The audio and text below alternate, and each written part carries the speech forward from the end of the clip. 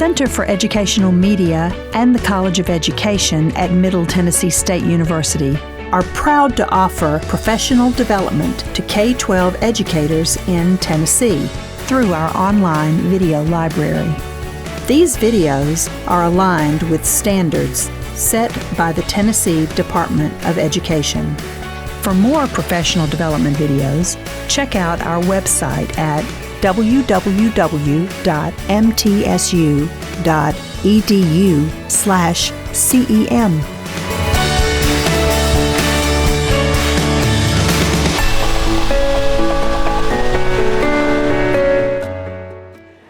Welcome back to the ELL Collaborative Summer Academy at MTSU. We've had a great morning with some rigorous content and really practical ideas, and now we've got the Tennessee Department of Education with us this afternoon, presenting a full afternoon on ELPA 21, which so it's not often that a topic gets a round of applause, but I know y'all are eager to hear about this, and so that's why thank you.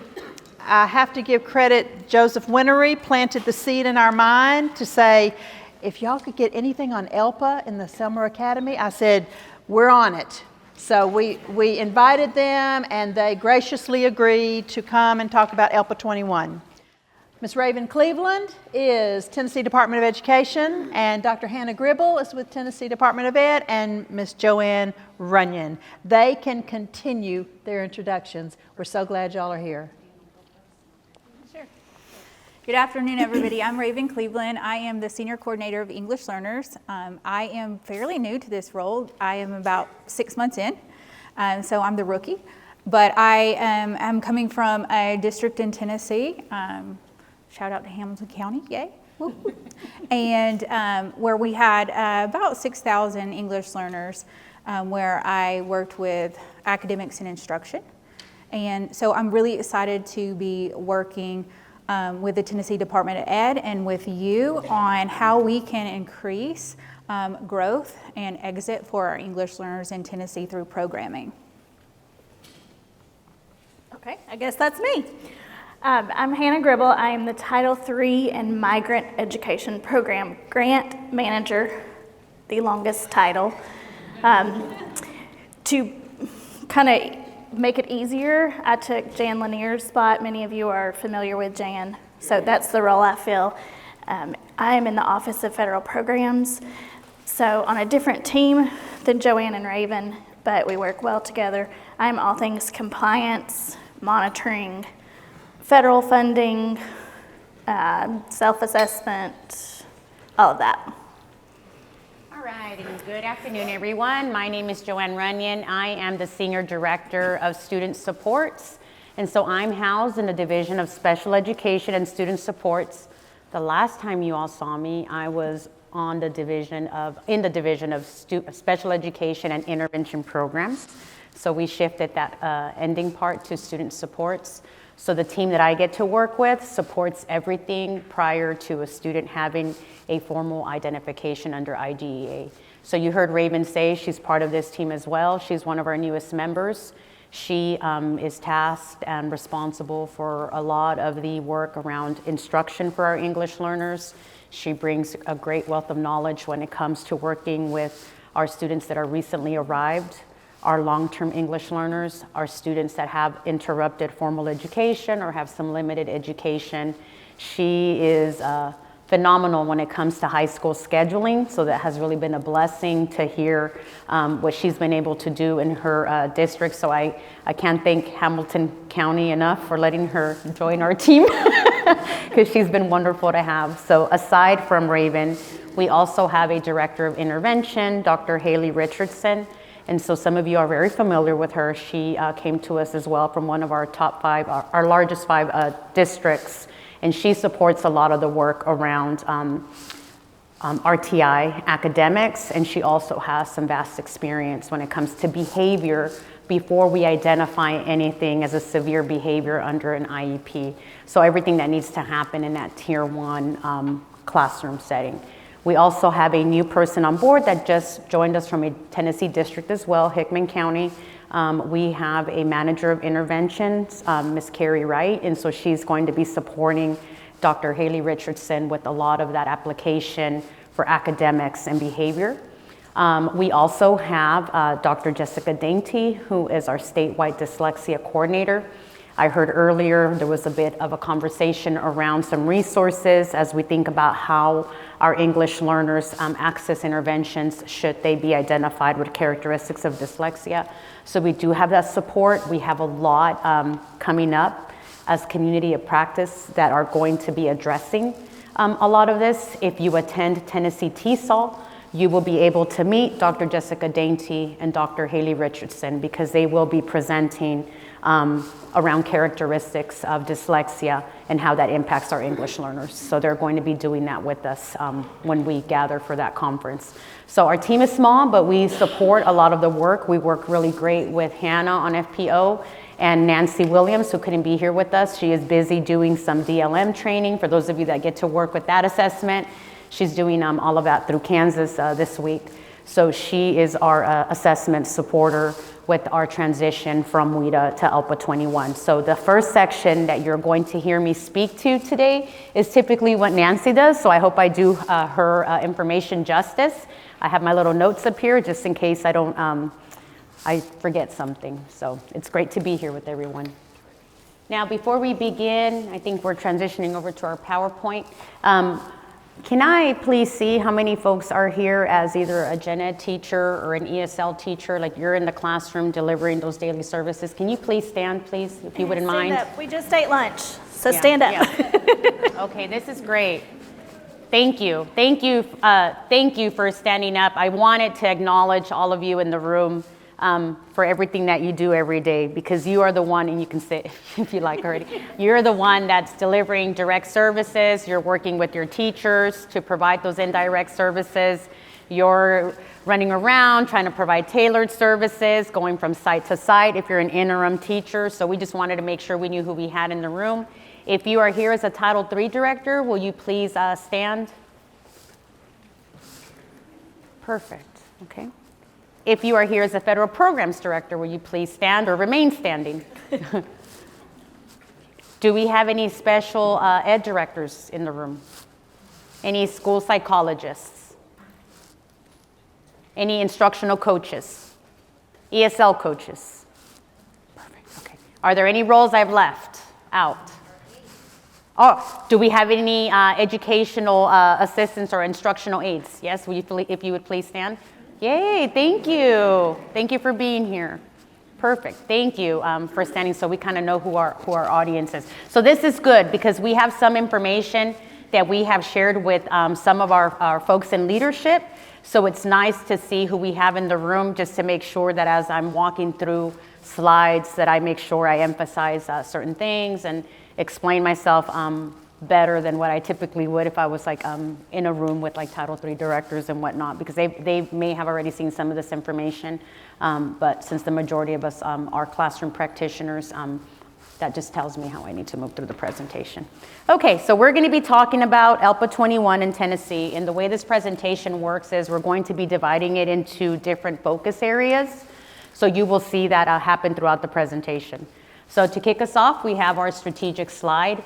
And so when you think about this, you think about academics, student readiness, and educators. I always go to student readiness first, because if you think about the work that you're doing as the ESL teacher, if you are the instructional aide in the classroom or educational assistants in the classroom, you are getting kids prepared for that student readiness that they need, whether that be academic, whether that be some type of wraparound support that they need outside of academics.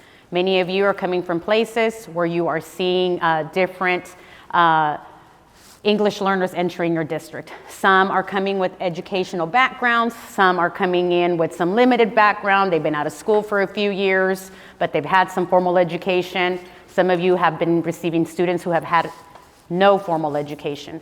And so when you think about career readiness, it's almost you have to think about it individualized for those students. Some students, their academic readiness is really going to be honed in on getting them those foundations that they need to to be able to access text at grade level. For some kids, academic readiness is going to, student readiness is going to require additional supports outside academics. So I think about the job that you all do every day as a very key part of that student readiness. Whether you're teaching vocabulary, you're teaching students how to access text, whether you're working with the gen ed teacher in the classroom to make that tier content accessible, that is all part of student readiness. So in turn, that all connects to academics. The goal of the work that we do is to ensure that students are where they need to be to meet their goals. We have some very eager English learners across Tennessee. They want to attend four-year universities. They have plans for a career. And so to me, as you connect student readiness to academics, you are getting them ready for those pathways. Parents have conversations with you when you ask them, what do you want your student to do? Many of them will tell you, I want my student to have a job.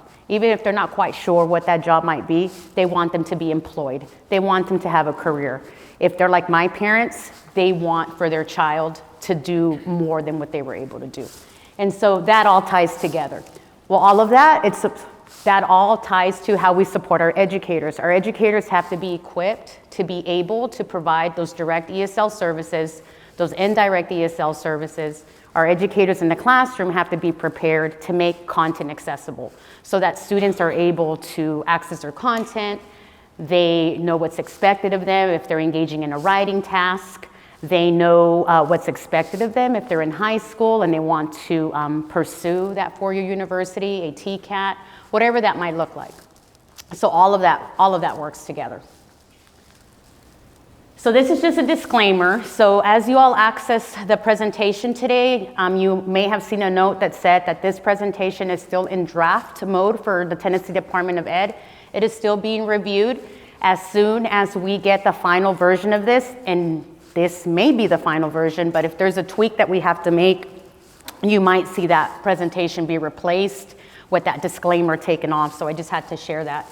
But as we gather here today, our target audience are you all, a group of people who share a common concern, a challenge, or an interest in the topic that we're going to be talking about. So we're all here for the same goal. Our purpose is to focus on sharing best practices, creating new knowledge to advance a domain of professional practice. And of course, another goal is to discuss best practices, guidelines, and strategies to manage and be the most optimal stewards of time, resources, that we can provide to our students. So just a little disclaimer slide there. Here's the agenda. To kick us off, we're going to talk about the 4 W's of ELPA 21. We are going to jump into some rule and policy updates. We are going to be looking at ELPA 21 English Language Development ELD standards today. We're going to have a small break. When we return from that break, I am going to be talking to you about how all of this is going to look when we engage with Tennessee Pulse as we return to school with our students. And then we're going to have a moderated Q&A, as you heard Raven share.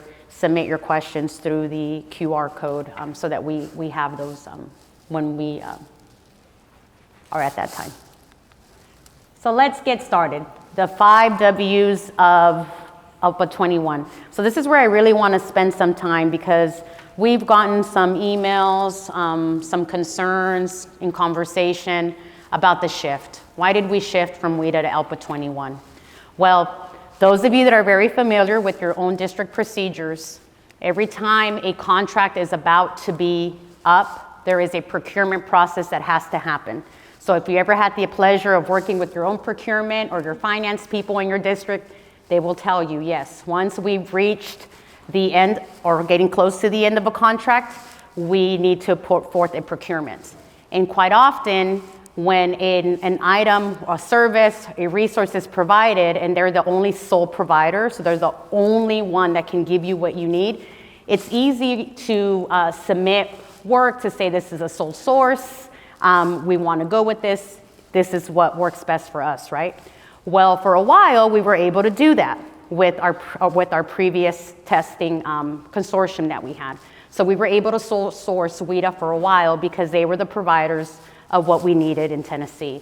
Well, that was not the case in this last procurement. We actually had 3 or 4, I guess vendors if we want to call them, or consortiums that applied. And when this happens, and the only reason why I know this is back in 2015, we did something similar for intervention programs. It wasn't a required list, but it was a list that districts could look at if they were thinking about interventions that they wanted to purchase for tier 2 and tier 3. So what happens in these procurement processes are there is a rubric. There are folks that gather and I guess evaluate the different submissions. So it's almost like a blind submission. You're looking at how they answered sections, let's say A, 1 through 6, sections B, 1 through 10. So there are different sections on this rubric. And on that rubric, there were specific things we were looking for in Tennessee. So if y'all remember, when did we do the listening tours? Deborah was in this position. Miss Deborah France was in this position, and we did some listening tours. 2022. Okay, so it was around that time. There was a lot of conversation about how are we supporting our students with disabilities that just can't exit. We need to have a better mechanism. Some of our kids can't access domains, and so they're stuck, right? So one of the things that was added to the rubric was a way to do domain exemptions for our students, specifically for our students that have disabilities. As a matter of fact, during break, I was speaking to an educator in the room, and they said the same thing. They said, you know, we have some students who are nonverbal. They may have some language with a communication device, you know, that sort of thing. Now they're building more language, but I know that it's still going to be a challenge for them to access the speaking domain, okay? So part of the criteria on that rubric was, are we able to get an assessment that would allow our students that are impacted with the most disabilities to be able to have a domain exemption, but still exit? So that was the key. We want them to be exempted from a domain. We're gonna decide as a team, but we don't wanna take away the opportunity from students being able to exit. We couldn't do that with the assessment that we had previously because they weren't set up for that yet. A lot of the work was very individualized at the state level, and so it needed a lot of work with psychometricians, Z-scores, things that I can't even pronounce, you guys. So, because that's not my everyday work. And so because of the way ESSA is set up and processes needing to be standardized, that didn't really put us in a standardized process because if the assessment folks would have came back and said, yes, you can exempt, we have a mechanism to be able to exit your students based on their exemptions, that would have been wonderful. That would have been great. But that just wasn't available. With the folks that we're with now, with ALPA 21, they have this mechanism. We are able to exempt our students that have the most cognitive disabilities, the most needs under IDEA, as long as the team, which includes you all as ESL practitioners, you're able to make those determinations about those exemptions, and students will still be able to exit. So that exemption is not going to be held against them. So we have some guidance. If you're not familiar, please familiarize yourself, specifically my classroom friends, my classroom teachers that are here, familiarize yourselves with the assessments logistics live binder. So this is where we put out information immediately when it comes to, for example, what I'm talking about, assessment exemptions. I'm going to talk about our new screener that we're going to have. That information is going to be in that assessments logistics binder. When we're thinking about scheduling for assessment, I talked about how Raven is really good about scheduling for high school. If you ever access that document, everything that you can think of that has to do with assessment is in that assessments logistics line binder, and it's beautiful because when Nancy's team puts out information, it's immediate. They are able to do that because of the way the system is set up. So if you're not familiar with the assessments logistics live binder, please familiarize yourselves with that because you're going to get information there around accommodations, accessibility for this new assessment.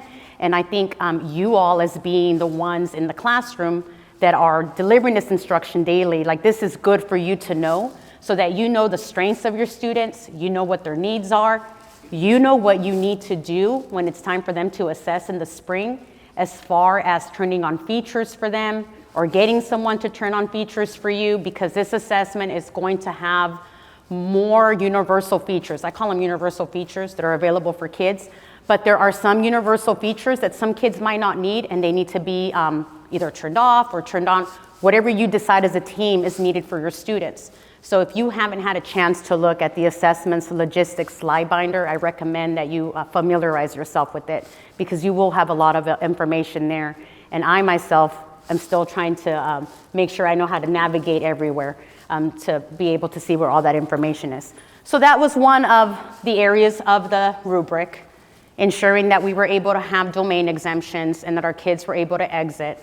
Here is the other one.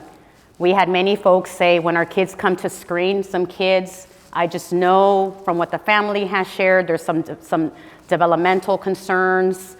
This kid hasn't yet been identified for an IEP under IDEA. We're in the middle of getting all this data because mom has said that little Joanne isn't developing linguistically like how her sister Hannah was at the same age. But they don't have a diagnosis yet. They don't have an IEP yet. And so districts were letting us know that students that were screening, they were going to screen in because the screener wasn't accessible. So now with ELPA 21, we have an alt-ELPA screener. So there's an alternate screener.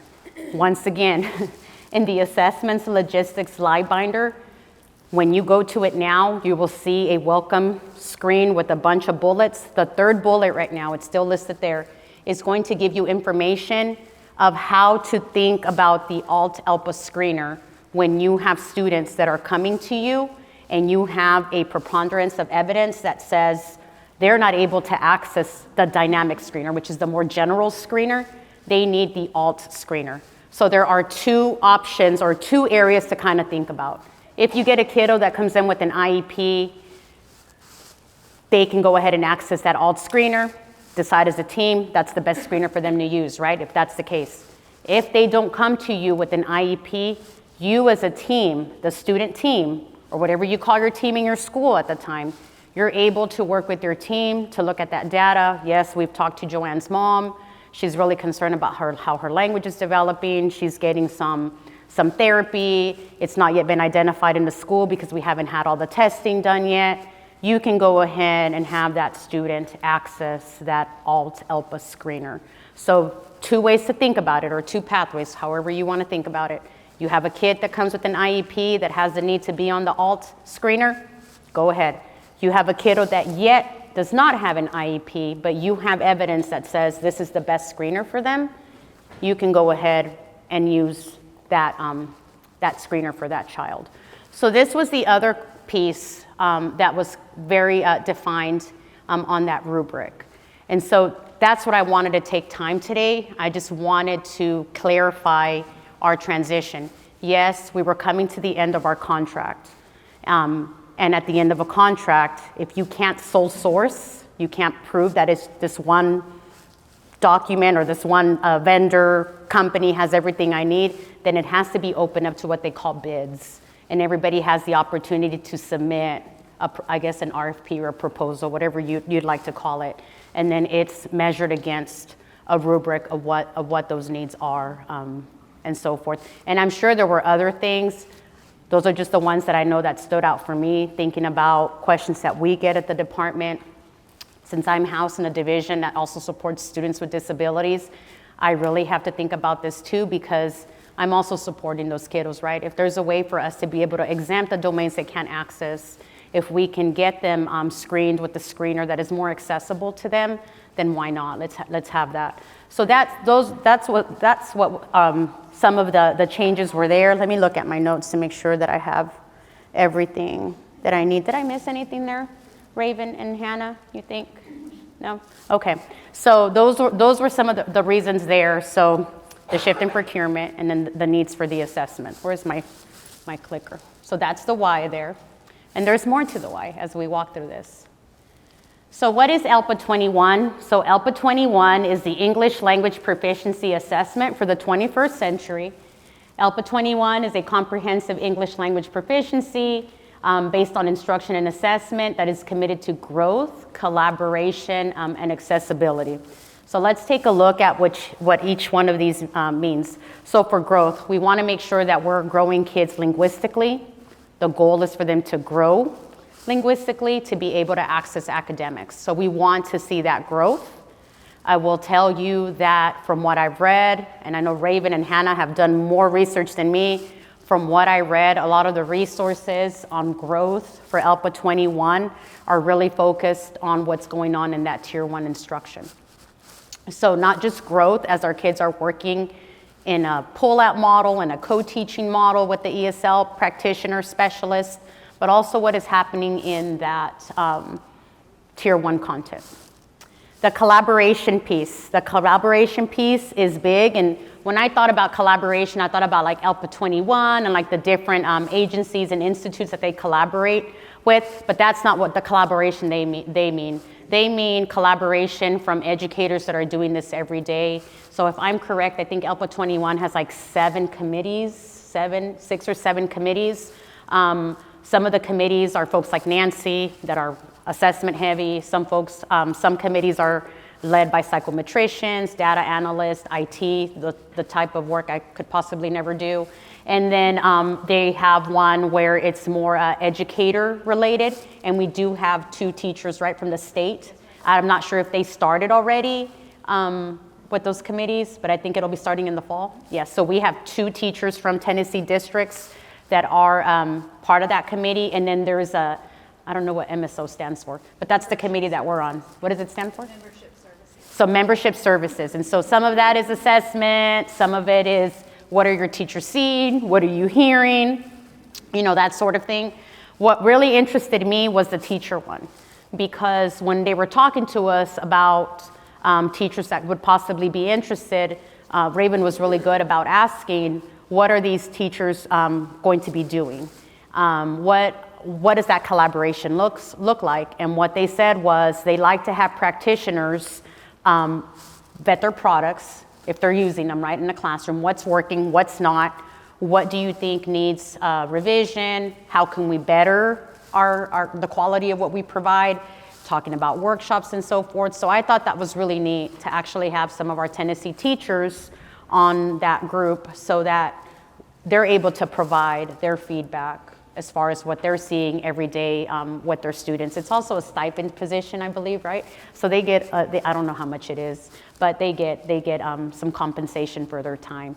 But they've also shared with us that moving forward, there's opportunity for more collaboration with educators. So I know many of you all, I probably got on your nerves emailing you or telling you on Title III director meetings that there's opportunities for teachers to send information or to collaborate when we were with WIDA. ELPA 21 has the same model. So they'll have opportunities for educators to give feedback, to engage, perhaps even do some like field studies, that sort of thing. So that's the type of collaboration that they really meant. My mind, when I thought about collaboration, I thought about like who they're collaborating with, like the Air Institute, Cal, like all the different agencies. But they're really honing in on the collaboration of the educator. Accessibility, we talked about accessibility. So ensuring that our students that have the most needs can also access and have a pathway to exit. So I thought that was really great. And based on the feedback, as Hannah mentioned when we had our listening tours, that was a big topic that came up. All right, so let's go more into growth. So growth, not only is this looking like, once again, at linguistic growth, but ensuring that ELs have the same success as native English speakers. The focus on 4 domains is still the same: speaking, writing, reading, and listening. And of course, we want to ensure that our ELs are still capable of making progress towards that proficiency. Collaboration, I talked a little bit about that before even going to the slide.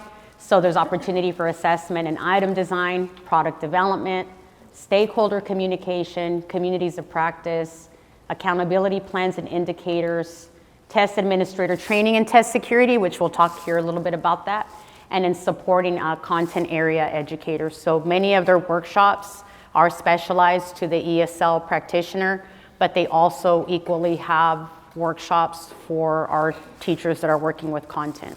I actually got to sit in on one with a few other states, and I was just listening to what the educators were chatting about, but really my interest, I wanted to know their background.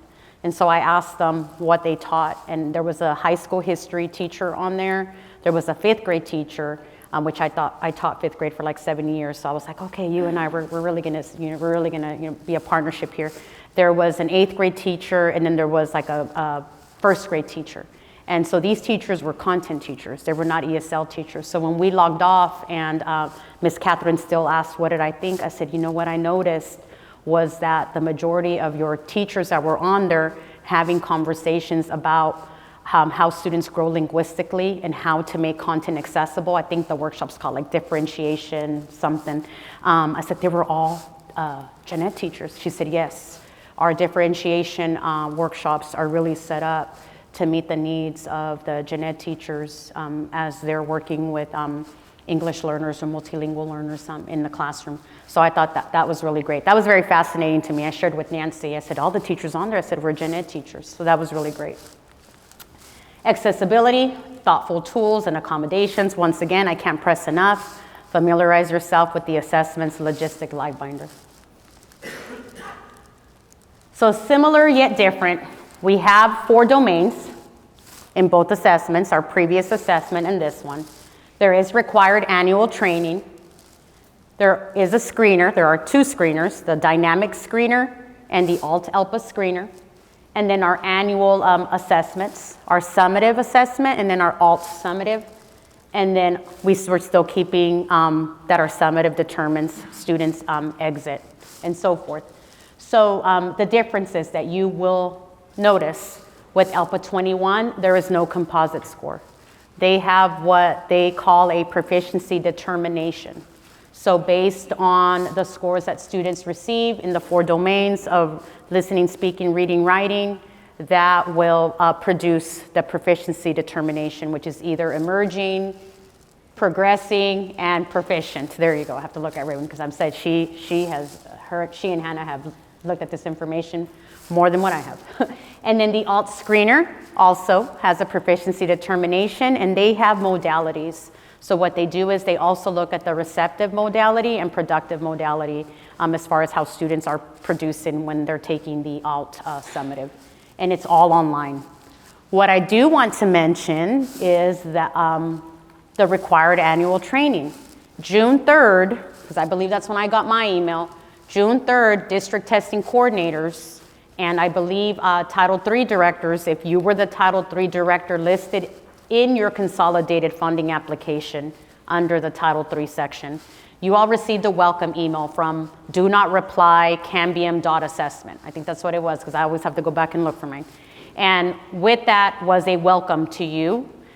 There was a link that showed up first that was good for 15 minutes. If you didn't access it within 15 minutes, you had to click the second link at the bottom.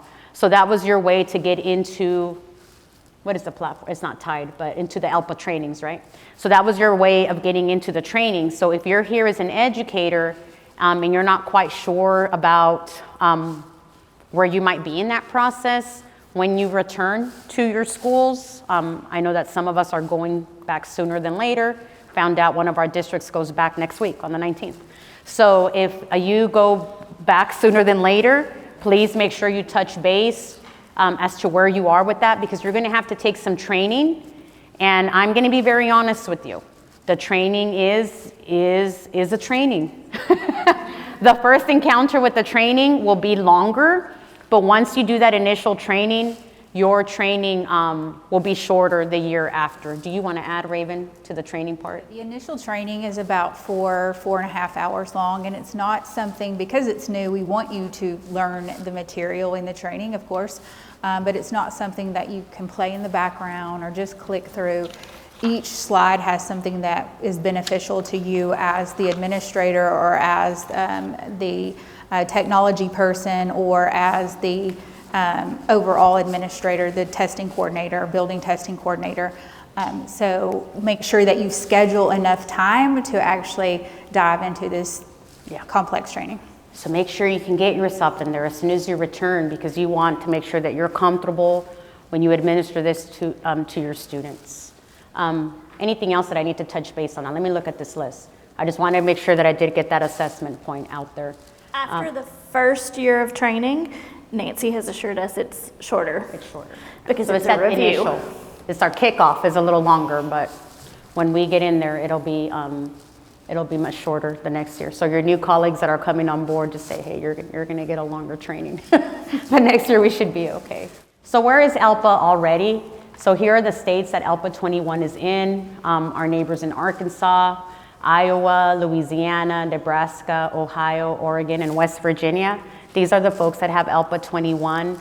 I know we're being recorded, but I believe we might have some more friends on board here soon with ELPA 21.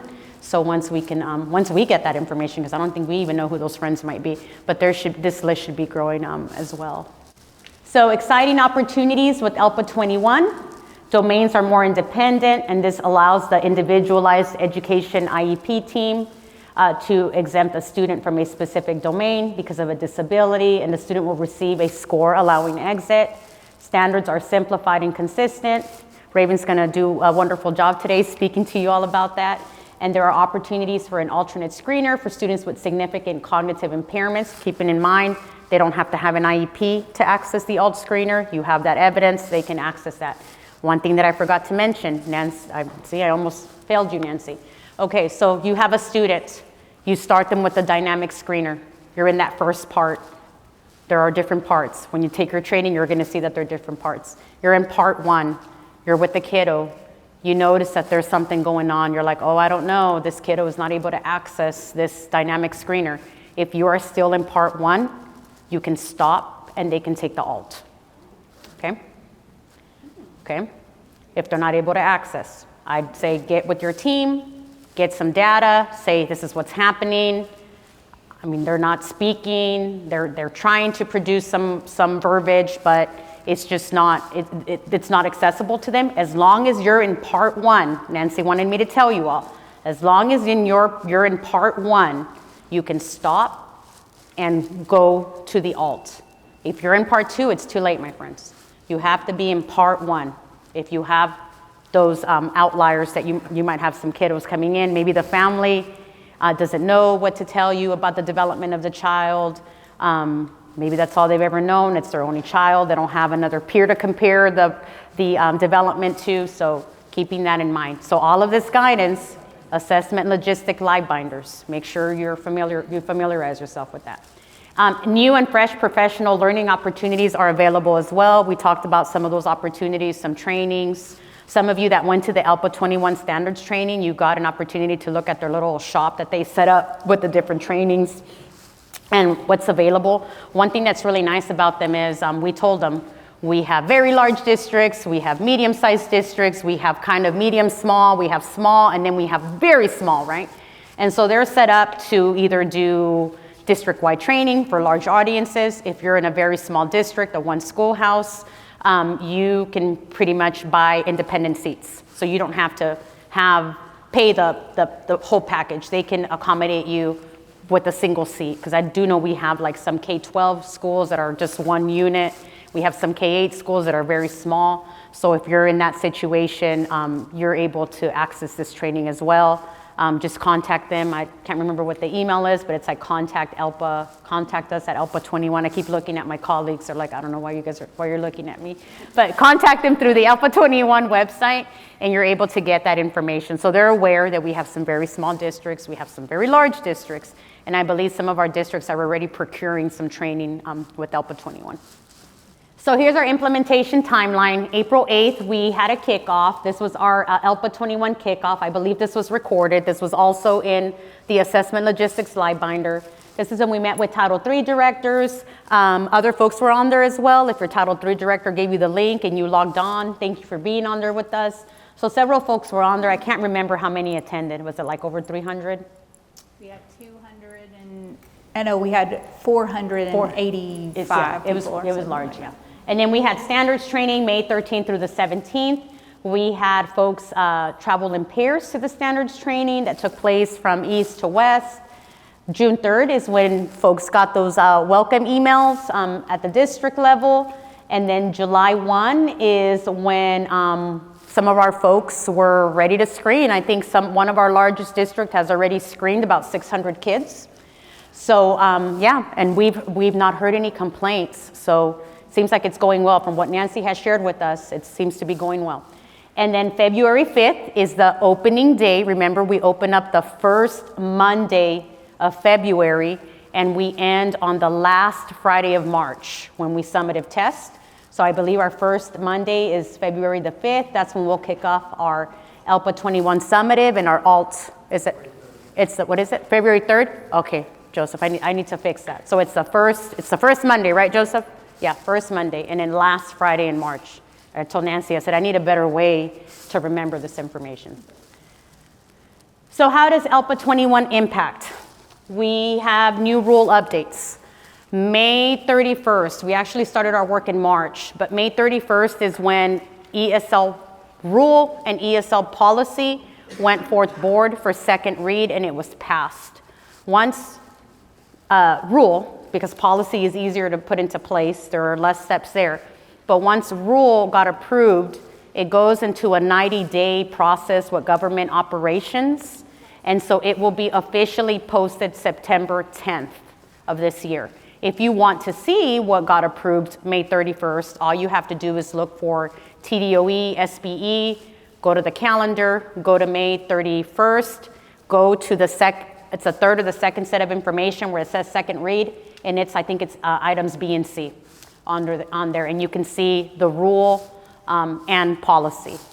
So that's one of the impacts. One of the shifts are the adoption of the ELPA 21 ELD standards, and I promise you will hear about that today. I think I'm way over my time.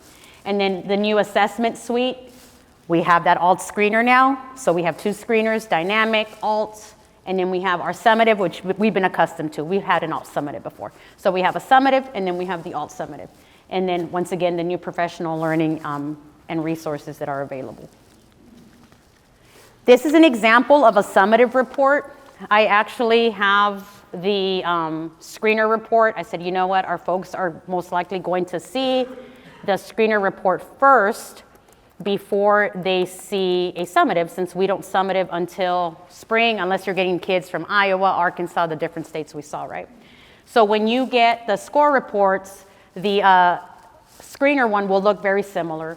You'll have performance levels, you'll have scale scores, domains, you'll have the domain description, you will have where it shows where the student is, their proficiency determination is, and then they kind of give you a definition at the top where it's, well, they don't kind of, it's there. The proficiency determination descriptions are at the top of the report. When you take your testing, you will get to see some of this. If you just want to Google score report, ELPA 21 summative score report, or ELPA 21 dynamic screener score report, they'll come right up just so that you start seeing what those look like. So you will see proficiency determination, domain-specific information, and they do have resources that are family friendly. So that's one thing that they've shared with us. I've not gotten into those yet, but once I have more time, I'm gonna try to jump myself into that so that I can better speak to those. So as Joanne said, we did update rule, and it's gonna be a little confusing because we now have ESL rule and ESL policy, okay? So rules carry the weight of law. Policies reinforce those rules, okay? If you are Title III directors, federal programs directors, you're familiar with how we do the color-coded system in our results-based monitoring. The red is for federal level findings, like a violation of OCR or ESSA, that sort of thing. Orange is a corrective action. That means you have to fix this. It's related to state board rules, state laws, things like that. In the past, before we had ESL rule in 2021, we just had ESL policy. And so you're used to policy meaning it's a yellow, it's a recommendation. However, the way that our new rule is worded, if you have a compliance issue that's with the policy, it will also be a corrective action. Okay, so I want to make that distinction. Rule and policy for ESL are corrective actions. So just something to be aware of if you're one of the districts we visit this year. So because of ELPA 21, we did have to change our entry and exit criteria. The scores for ELPA 21 are very different than what we are used to with WIDA. So that was something we changed. Same thing, tailoring of direct services, we had that criteria based on WIDA. That's now based on ELPA 21. We did tweak the ESL delivery and program models just a tiny bit. I'll get to that in a few minutes. And then we made the ILP requirements for our transition students a little clearer. So the reason we have rule and policy now is it takes a long time to change rule. As Joanne said, the rule has been passed, but it won't really officially be passed until September 10th when it's posted. So we moved anything related to a specific vendor name into policy. So our cut scores are in policy because we have to talk about ELPA 21 scores. The tailoring of service scores are in policy because again, it references that ELPA 21. Okay, so we're working with two different documents. Policy is already completely passed. It's just the rule that's still kind of in limbo. But that way we can change things a little bit faster if we change assessment vendors. Our contracts for the vendors are 3 years with 2 one-year extensions. So with looking at it and saying, okay, we might change in 3 years or 4 years or 5 years, we want to make it a little bit easier to change that piece and not have to go through this whole cycle with rule. So having it in policy makes that a little bit easier. So let's talk about cut scores. Kindergarten first semester, which we're used to that being a little bit different than kindergartners who come in the second semester. Kindergartners in first semester will take all 4 domains, and if they have a score below 3 in any of those domains, they are ESL. If they come in kindergarten second semester all the way through 12th grade, again, they take all 4 domains. If there's a score below 4 in those domains, then they are ESL. Now you'll notice it says below 3 or below 4 in any non-exempt domain. Joanne has kind of already talked about exempting domains for a student. We do want to make it clear that is for accessibility. It's not every student with an IEP. It is, let's say you have a student who is selectively mute. The speaking test would automatically qualify them for ESL. If you have a student who physically cannot write for some reason, it's for those situations and some severe cognitive disability situations. It's not Hannah has a learning disability in math, or even Hannah has a learning disability in reading. Okay, we want to be real clear about that.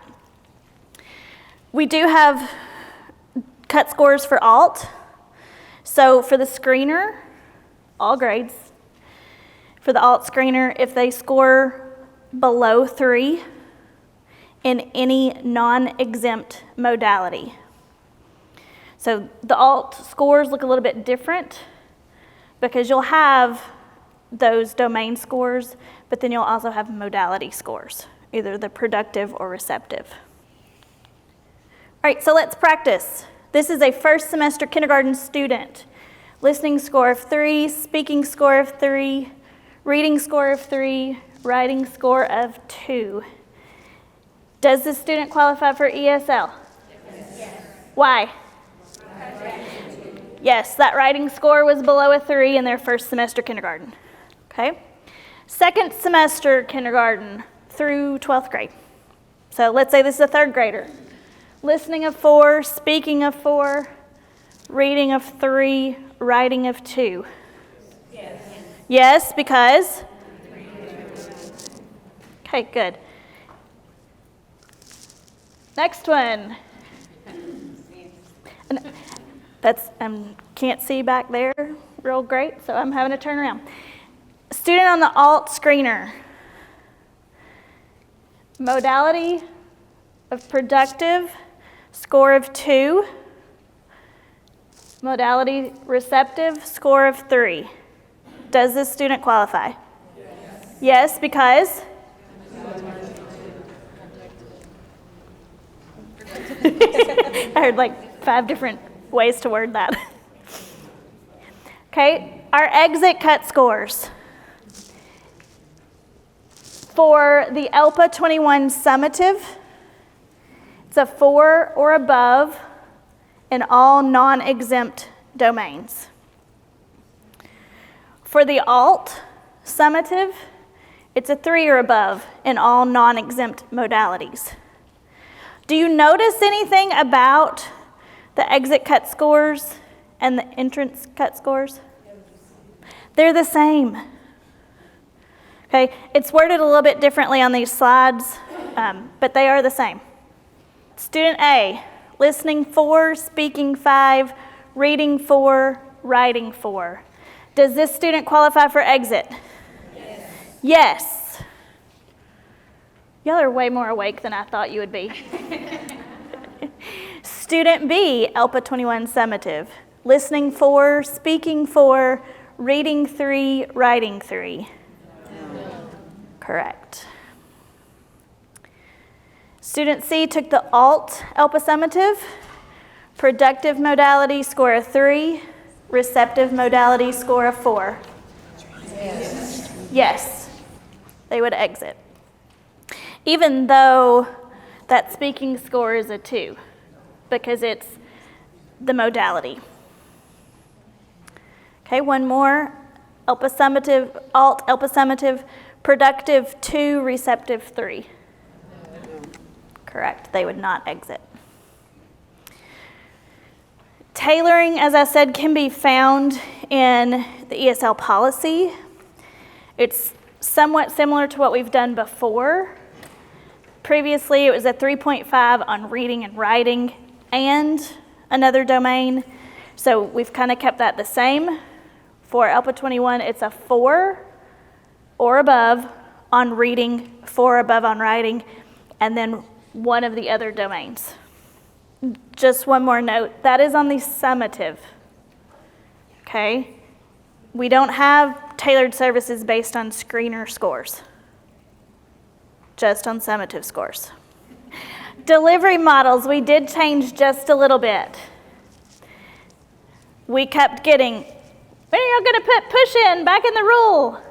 Push-in has not been in ESL rule ever.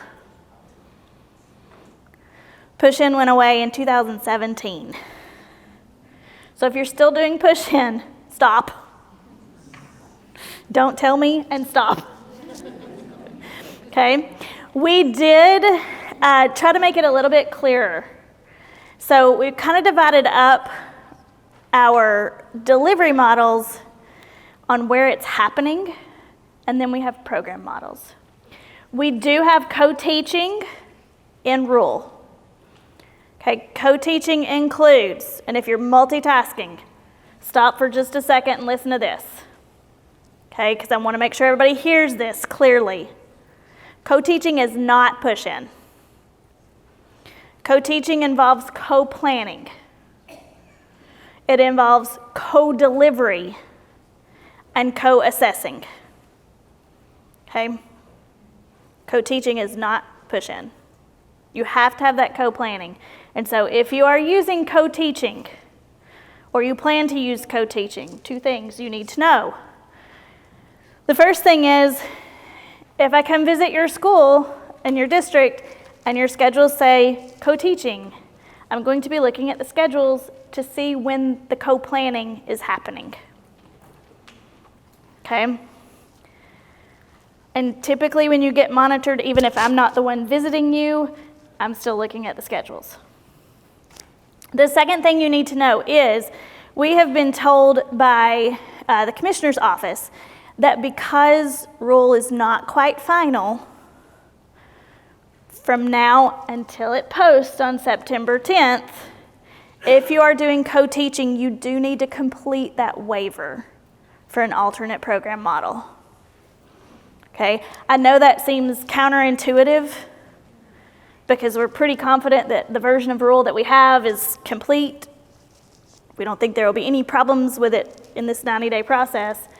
But since it's not officially passed yet, if you're starting the year doing co-teaching, you need to complete that waiver request and get that approval from the commissioner's office before you do it.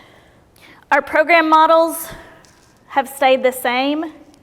Please do not panic that pull-out is not on this slide. Okay, pull-out's a delivery model. It still counts, we're good.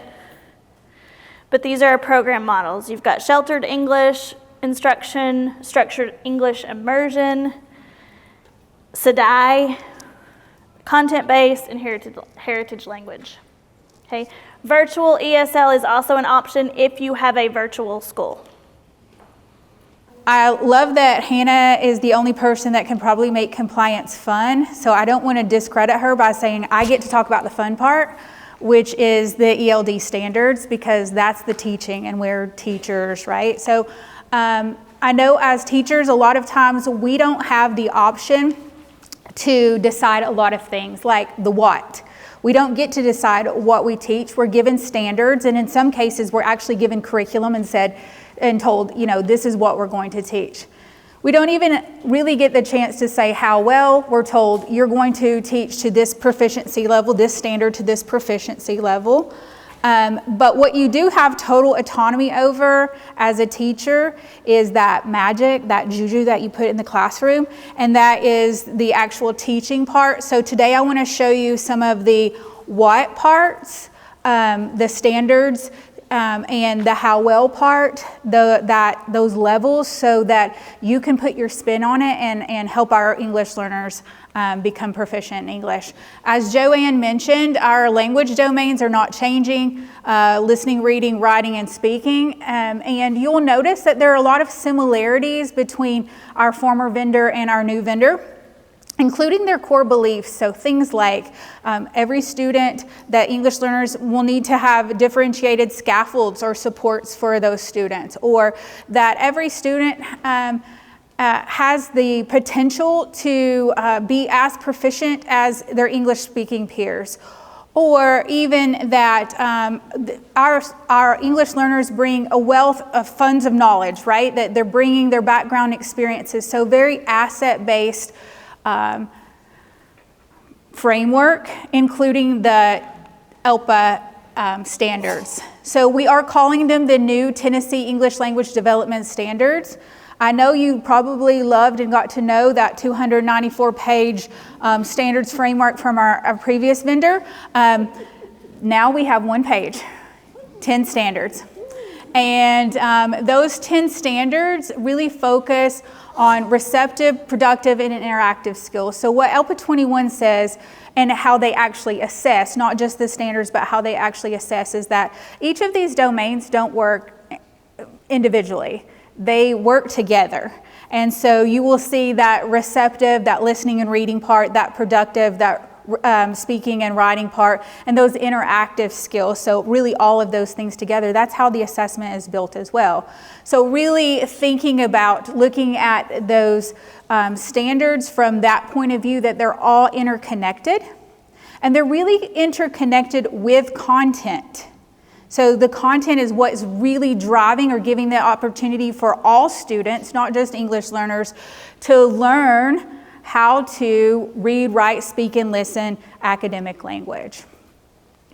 It really takes a functional approach of communication over correctness. So if you've been in ESL for a while, maybe 10 years or so, we're really making this shift. WIDA did the same thing as well. We're really making this shift from more language forms or language structures, that vocabulary and grammar, to a more functional approach. ELPA 21 takes the same stance because that's how research is moving in second language acquisition.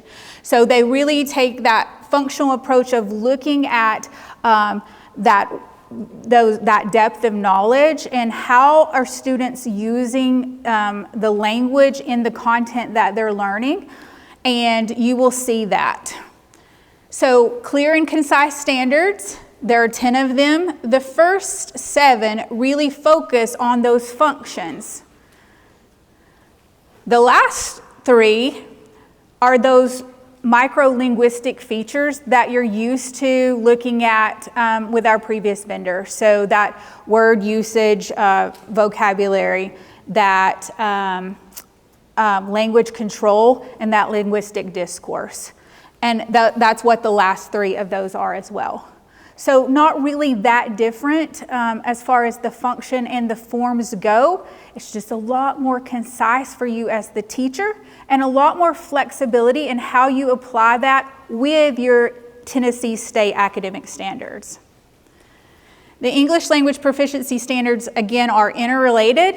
You can use more than one. You can use a set from the first 7 and maybe focus on a mini lesson, as we heard our friends from Williamson County talk earlier, doing a mini lesson maybe on some sort of form or structure to help meet that function.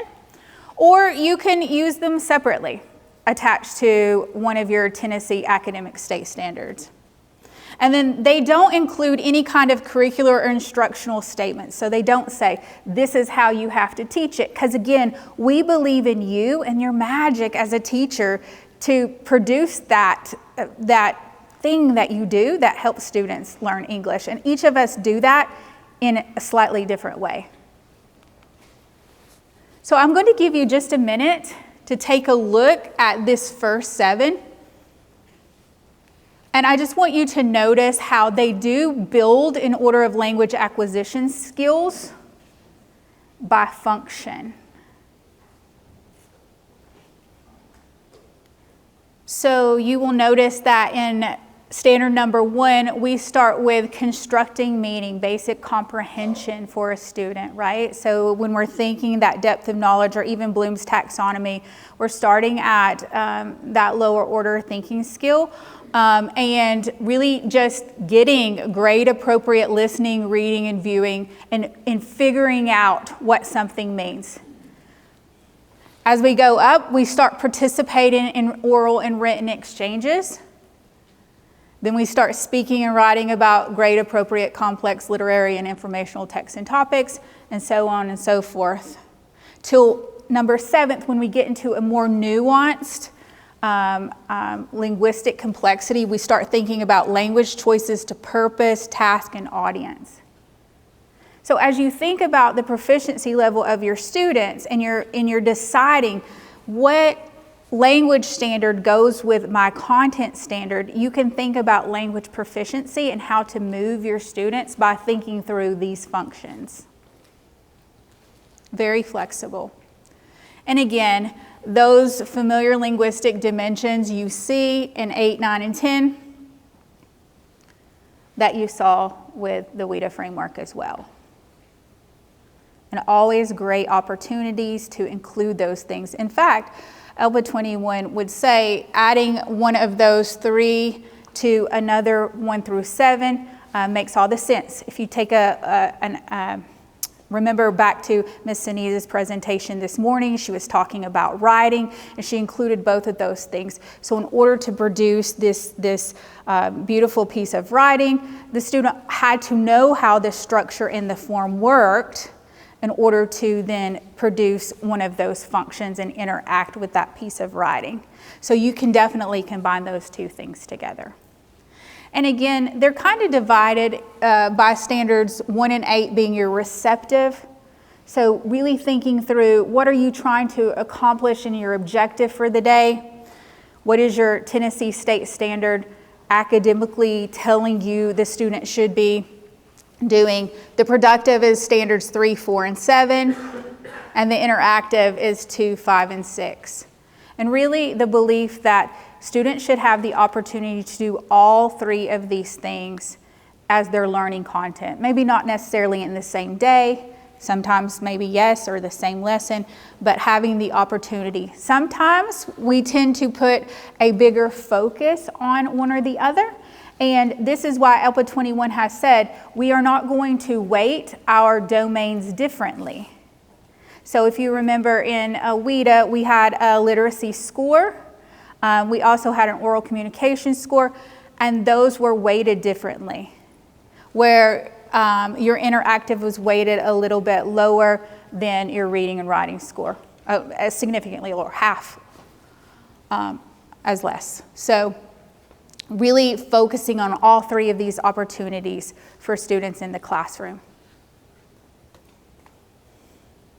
Again, they are designed for collaborative use with not just you, but also content area teachers. I know we have some content area teachers in here now, and as we've added that piece of co-teaching into our delivery model into Rule, you will see this shift as we move to function as having students interactive with their grade level peers more often, giving them that opportunity. In addition, those lower proficiency students having the opportunity to have pull-out services if they need it, but as soon as possible getting them speaking, reading, writing, and listening with their English-speaking peers. I just want to show you how this can work with this example. I did take a 5th grade. I'm going to start at the bottom of the slide where you see the 2 giant 5s. This is the Tennessee State Standard in ELA, writing and opinion pieces on topics or texts, supporting a point of view with reasons and information. And then you can see down below, and then another standard, reporting on a topic or text or presenting an opinion, sequencing ideas logically, and so on and so forth. The ELPA 21 standard at the top, across the top you will also see the the performance level descriptor for each of those levels, kind of like the can-do descriptors that you saw in WIDA. So it gives you an idea. All students, all English learners, or all students in the class would be constructing grade-appropriate oral and written claims and support them with reasoning and evidence, as the standard says. But this is what you can expect at each of those proficiency levels, what the student can do. Again, lots of flexibility in this. And I think as we move to our document cam, I think the biggest change that you as ESL teachers can really think about, again, is the shift that we're seeing with instruction for intensive English instruction. Intensive English instruction is not intervention. Our English learners might need intervention. They might not know how to read yet, and definitely might need some intervention. It is not building literacy or supporting that general content work without focus on language. So it's not just pulling students aside and saying, we're going to give you a study hall and let you, ask me questions about this. It's really being intentional about pushing those functions and pushing those 3 forms, that 8, 9, and 10, so that we can move students linguistically so that they can interact. And so I think the biggest change, and probably the hardest, is going to be a mind shift change for us, is how are we going to move from that old standard of using simplified text and activities to really providing intellectually challenging activities that promote access with grade level text for our students. How are we going to shift from that focus on accuracy and vocabulary and correct grammar to really focusing on, does the student understand what we're talking about? And can they interact with other people? I mean, that's what language is all about, right? Messaging, communicating with each other. And then how are we going to move from ELD standards being just another thing, just an add-on? And how do we really partner? I'm going to challenge you, if you are a district person, to really work with the folks at your districts, your academics team at your district. ELD standards should be part of your instructional framework. You should have language objectives for all students in your classrooms. So really thinking about, how do we not look at it as one more thing, we got to add this language objective, but how could we add the language objective for all students in our classrooms, in every classroom in our district? And I know as a classroom teacher, it can seem frustrating if you're trying to do this and this is not part of your instructional practice guide. And to a more getting students really participating with content area instruction. So I know we went a little fast through that last part about standards, but I do just want to offer I am here to support you. Again, raven.cleveland@tn.gov. If you have questions about programming, program models, schedules, those kind of things, I'd be glad to help you. In addition to that, I have a wonderful team that Joanne talked about, including Nancy Williams, and we do put out guidance regarding what we've talked about today. We do have an ESL manual, and I have had the privilege the last 6 months that I've been here, of 5 of those to be working with the ESL working group, which is 24 amazing educators that are both teachers, instructional coaches, Title III directors, a myriad of educators from all 8 regions of Tennessee. And if you are part of that working group, would you please stand up if you're here today? I just want to thank you. This team is in the process of working our best practices instructional guide. They've been doing a lot of work the last 6 months to do that. If you're interested in collaborating and having your voice heard, I want to hear it. And so again, use that email address to contact me if you're interested in participating in a working group. Our next step as far as standards go is we are going to start talking about an ELA and mathematics, a crosswalk with our standards. And so I would love to get feedback. If you want to be part of that work, please send me an email and let me know that you're interested. And then we are going to move to Tennessee Pulse ILP updates with Joanne. I just want to take a second. I want to thank you for your work and your patience with Tennessee Pulse this first year. But I really just want to also say thank you to Joanne. Joanne kind of adopted Tennessee Pulse. She was there from the beginning, but it has kind of been handed to her. And she's done a wonderful job, and she is going to tell you about the wonderful updates that Tennessee Pulse is rolling down the road. So, Joanne? Yep. And before I get started, I did see some people stand up when Raven talked about the working group, and as you stood up, thank you for standing up as well. Before Raven started with her working group, we also had a working group that was very helpful in rolling out the individual learning plan instructional guide. And so that was one of our first working groups. I know, Emily, I think you were part of both groups, but I saw Ms. Dana stand up over here, and I'm so thankful for that first working group because you all were my partners, my blessings as we put out guidance. I see Diego in the back too as well. He was part of the original group. And so thank you for all the support there. So now you're going to see some updates, but I believe Ms. Hannah wants to share, Dr. Gribble wants to share some information. Before you ask, yes, the ESL manual is being updated. Okay, it takes a little while, but I'm working on it. Okay, so let's go ahead and jump into where you're going to see some shifts. Okay, so some of the ILP updates that you're going to see, and you heard us talk about this today, were the assessment additions. You all know that we are shifting to new assessments. So the assessments that you will see in the platform are going to be that ELPA dynamic screener. Many of us, when we go back, you're going to have kids that could be potential ELs. You're going to be screening to see if they're eligible for service or not eligible.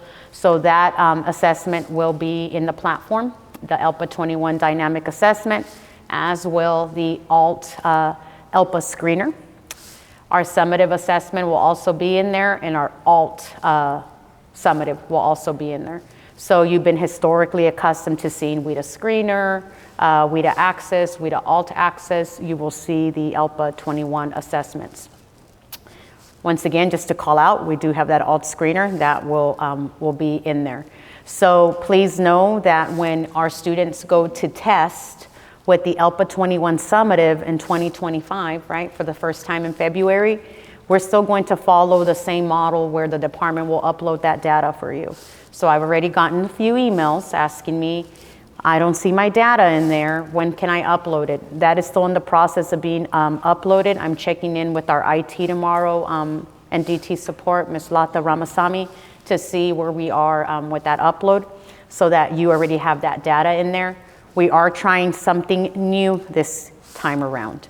If you're a permission group 1, which is most likely your system-wide administrator, whoever that might be in your district. I don't want to call out a specific role because there are several people that are permission group 1, so I just don't want to limit it to one specific role in the LEA.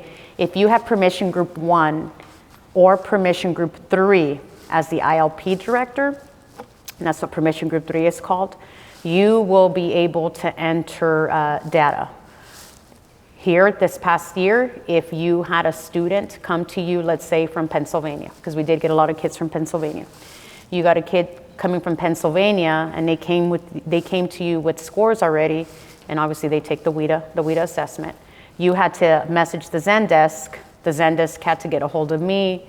I had to input all the information, get it formatted the way it needed to be so that I could give it to PCG and get it uploaded for you all. Now this year, you as the ILP permission group 3 or permission group 1, you'll be able to enter that information, you as your permission group. So you won't have to go through the Zendesk and send that in. So that's something new that we're trying this year. One thing that you will hear me talk about a lot as I walk through these pieces is going to be data quality. We want to make sure that we're being very intentional and very careful with our data as we're approaching Tennessee Pulse. When we go to enter a student in Tennessee Pulse, it's very important to have everything at hand.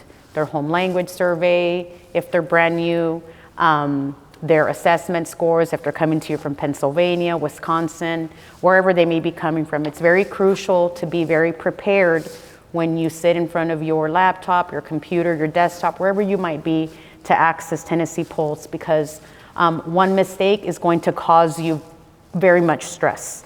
You're going to have to let your Title III director know, to message the Zendesk. You have a correction that's needed. I'm going to message you back and say, why is this needed? Why did this happen? And it's going to cause a lot of stress for your Title III director. And my Title III directors that are in here, they're probably nodding their head. Yes, Joanne asks us questions. Why did this happen? Has this person been trained? So please make sure that as you approach your files on Pulse, that you have everything that you need, that you feel very confident that what you have in front of you is what you're going to need to access the platform. What's going to be very nice is we're going to talk about what this is going to look like for our kids that already have an eligibility and don't need that big heavy lift of information in front of you. This is just how do we move them to continue. We're going to make a few updates and whatnot. But for your kids that are initially entering, it is so crucial, everyone, to make sure that you have those data pieces that you need. Joanne, can I say something really Sure. quickly? Sure. If you are trying to log into Tennessee Pulse, the ILP portion of it right now to follow along, I know some of you are, I can see your messages coming in. It is down right now, so we're revamping it. So it has been closed for a little while, but it will be back up next week. Yeah. It'll be open, it'll be ready for training, so it'll be open for you. So if you're going in right now, thank you, Raven. Don't stress yourself out because you're gonna get mad because you can't get in there. So don't try that right now. So next week you will be able to though. So the next shift that you're going to see is delivery type and service model. You heard Hannah talk about this and you heard Raven talk about this. There will be a field when you go into the ESL modal. So you know when you're in the ESL tile and then you click add service, the little modal pops up. It's going to ask you what your delivery type is. Is this pull-out, co-teaching, a scheduled course, or virtual? So you're going to make that selection, whatever that might be. And then you're going to have the field for your program model, your service model. Am I using SADI? Am I using sheltered instruction? So you'll see that. You'll see that in the ESL model. So you will see that as a change. The goal section, because we're transitioning to ELPA 21, you're going to have performance level descriptors. So once again, the acronym PLDs. PLDs are going to be in the system. Now, those of you that have been with me before, you heard me talk about achievement level descriptors, ALDs. ELPA 21 informed us that they're making a shift to calling their descriptors reporting performance level descriptors. So performance level descriptors, PLDs. You will be able to tell what they are because when you go into the goal modal for our kids that are continuing based on the assessment that they took in the spring for WIDA, you will see that radio button called out as WIDA can do key uses or can do descriptors, I believe, or WIDA PLDs. The ones for ELPA will say ELPA 21. So you will know which ones you can select from. So please don't think you're going to go in there and you're going to have to figure out what they are. Just make sure that you know what test data you have so that you select the right radio button, right? We don't want to see ELPA data and then we have WIDA can do descriptors, right? So that's just one thing that we'll talk about too during training. So the goal section is going to look differently since you're going to have that information available now for your kids that are screening in. So really, your kids that are screening in are the ones that you're really going to have to ensure that when you're entering that screener data, that you select the ELPA 21 PLDs that go with the screener. For the continuing students, so your kiddos that tested in the spring with WIDA Alt or WIDA Access, then you select what your district is using, whether you're using the can do descriptors or you're using the other selections, you just make that. So that's still the same from last year. The other shift is going to be in the notification letters. So historically, right, we've been accustomed to telling the parents your child has been screened with WIDA screener. Well, now they're going to be screened with the ELPA 21 dynamic screener or the ELPA 21 alt screener. So the letters are going to have some updated language. And you're going to get more updates on the notification letters as well as we walk through training.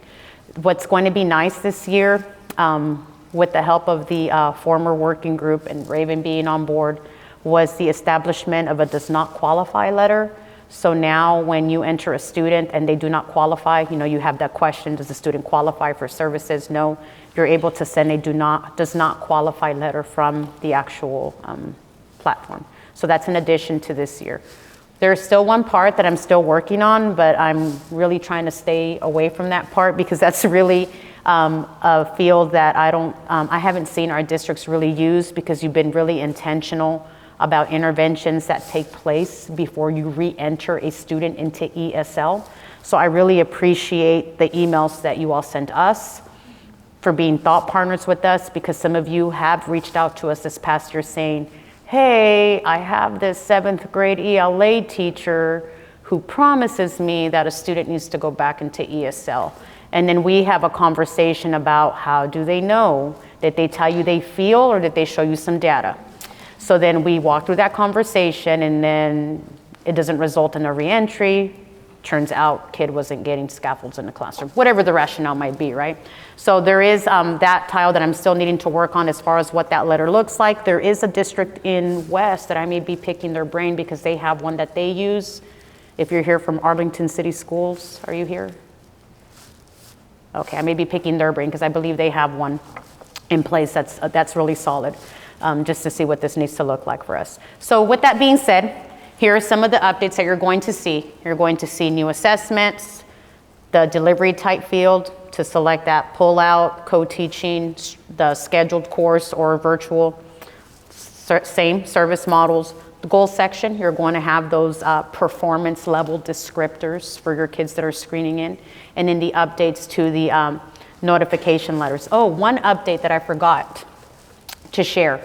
Those of you that use the quarterly monitoring tile, remember, quarterly monitoring tile is not required.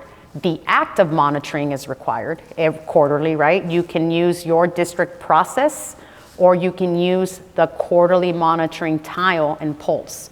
You don't have to use that tile, but you still have to monitor your kids' progress. Many of you asked if we could move the table that talked about like attendance, participation in the class. I forget what else is in that section.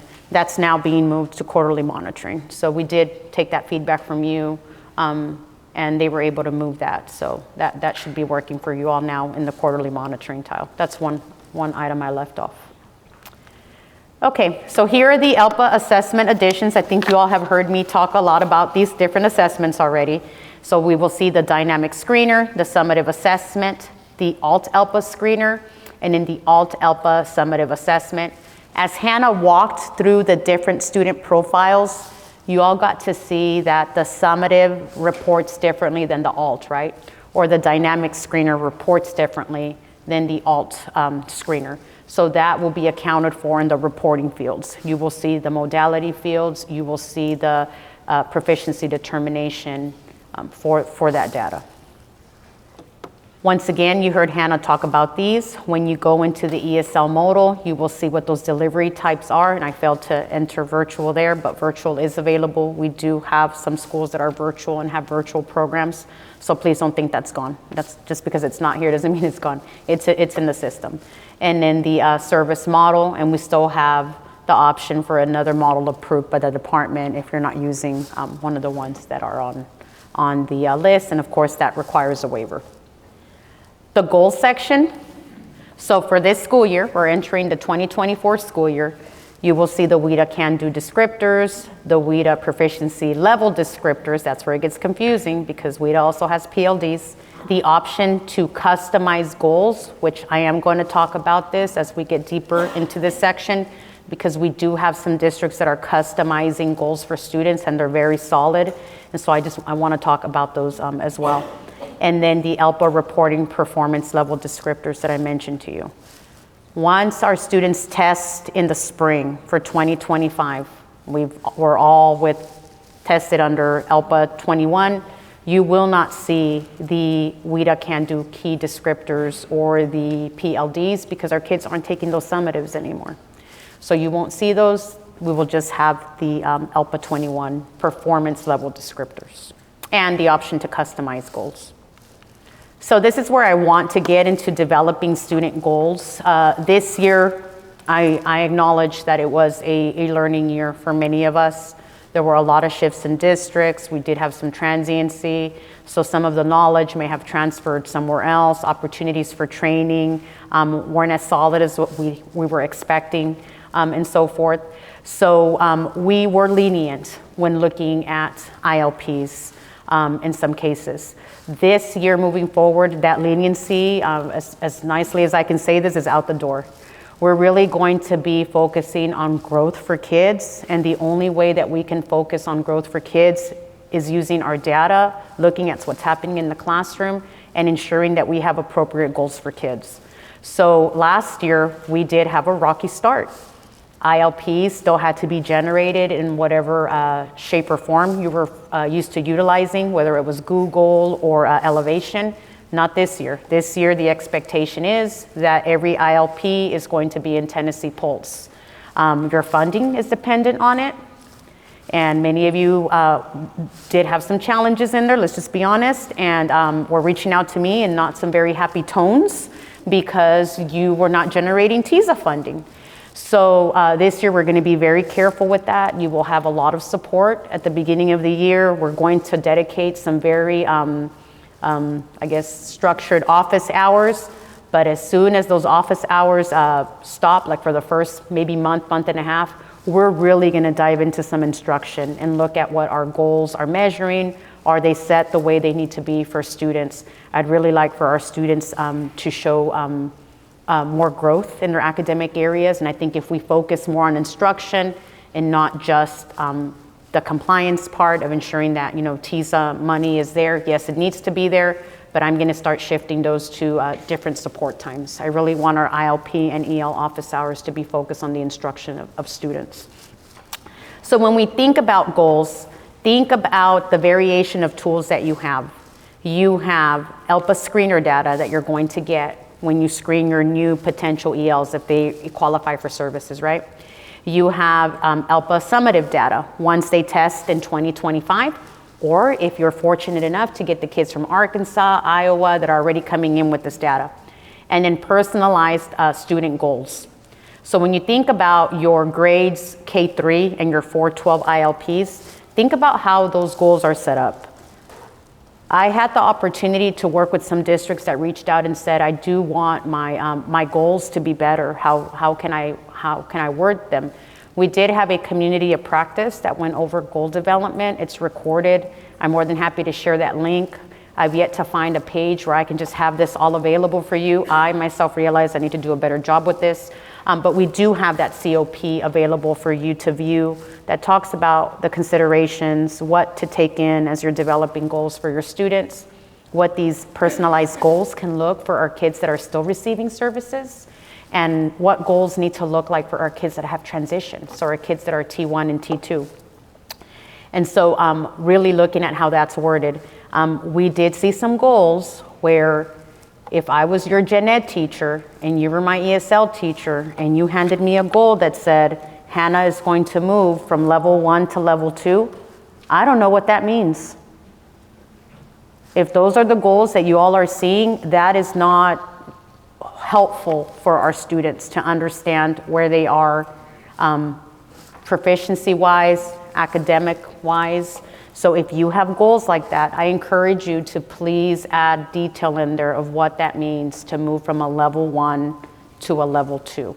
We have the descriptors in the goal tile. So if you're yet not comfortable, I encourage you to look at those, grab some of the language, put it into what you want your students to be able to do. And I'm going to show you some examples so that when you're working with your content teachers, they know exactly what you want to see for your students in the classroom. If they're a level 1, what exactly from a level 1 do you want them to grow to a level 2? Is there a writing task?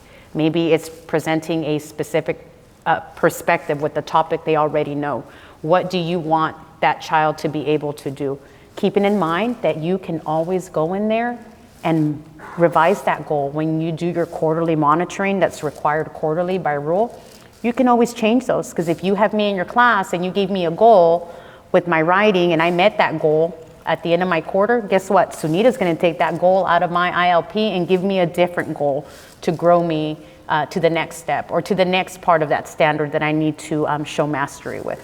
So just making sure that you're doing that, you're providing as much details for your content teachers so that they know what to do with students. And I keep saying you provide. Really, the development of goals should be a combined partnership. So knowing what kids are able to do in the content and what you're seeing them do as the ESL teacher, putting that together as a goal for students. For T1 and T2 kids, it looks different, because you are not using that ELPA data, your English language proficiency data. You're now transitioned. Your kid has exited, they're a T1 or they're a T2. They really need to focus on those goals in the classroom. What do they need? What data does that teacher have? There's a multitude of data that our teachers have. They either have some combative formative assessments, they have some local benchmarks, they have unit assessments. Maybe your grade level has come together to do some quick checks that they do weekly. The goals can be based on that for kids that are T1, T2. As the ESL teacher, you are able to provide that guidance on what that needs to look like for them, but really that should be driven by the academics in that gen ed setting, because you're no longer pulling those kids. They're T1, T2, they're receiving everything in the classroom. Their ILP looks different. They can still get scaffolds, right? You'll see that as you engage with Tennessee Pulse. So just some things to think about. What are some data pieces we can look at for T1 and T2? Those TCAP assessments, universal screener data, career surveys, local common formative assessments, local benchmarks, maybe a writing prompt the teacher gives weekly in the classroom to grow writing skills.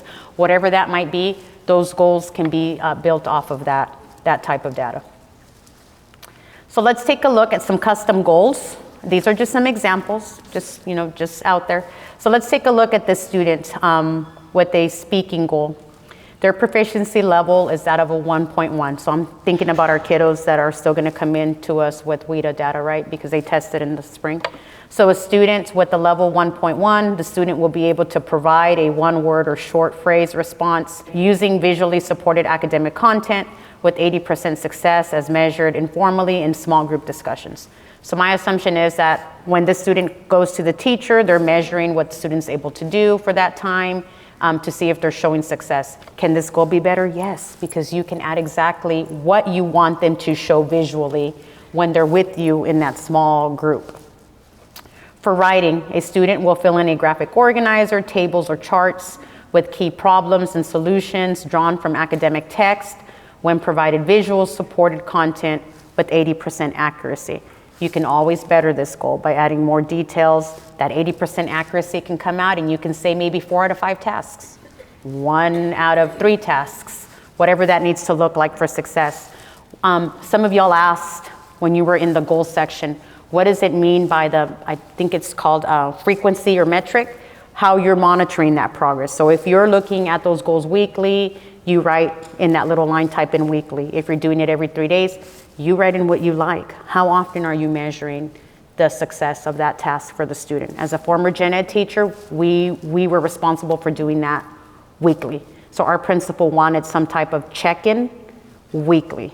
So our 5th grade team, when we started our common formative assessments, we had weekly assessments. And we had to be very careful with the language we were using because we didn't want the kids to get confused with the language to test what they knew.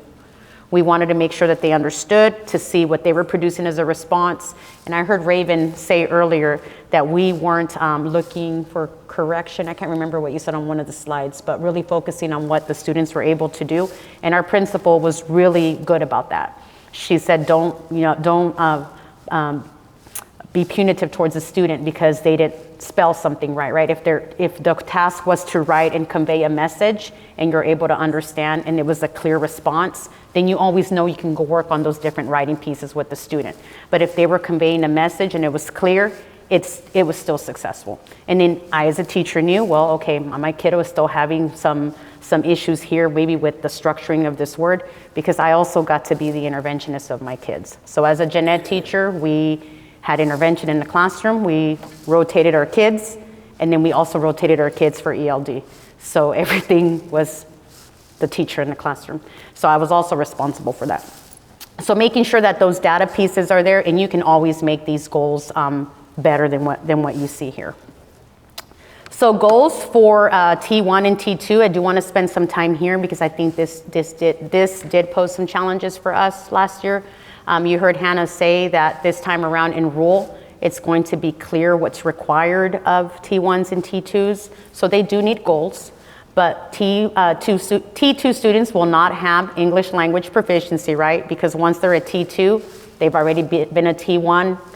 They became a T1 because of that ALPA data where they met the criteria to exit. So if you have a T2 student, if they came in, let's say from a different state and they're in Tennessee polls, they may not have any ALPA data because once upon a time when they were T1, if they came from a state that did have an ILP, it most likely wasn't Tennessee polls, so that can't, transfer over, so you won't be able to see that. If they're transferring from another Tennessee district to yours, you'll see that information if it was entered up as needed.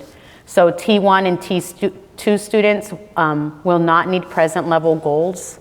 So for your K3 and your 412 students, when you go into the goal setting, you get to see where they're at currently. And then the next level, for T1s and T2s, you will not see that because you're just setting goals for that academic success in the classroom.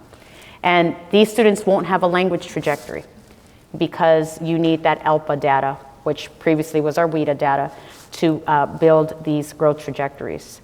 One thing that I do want to point out is the way that we were able to build these growth trajectories was due to the data that we had as a state from previous testing years.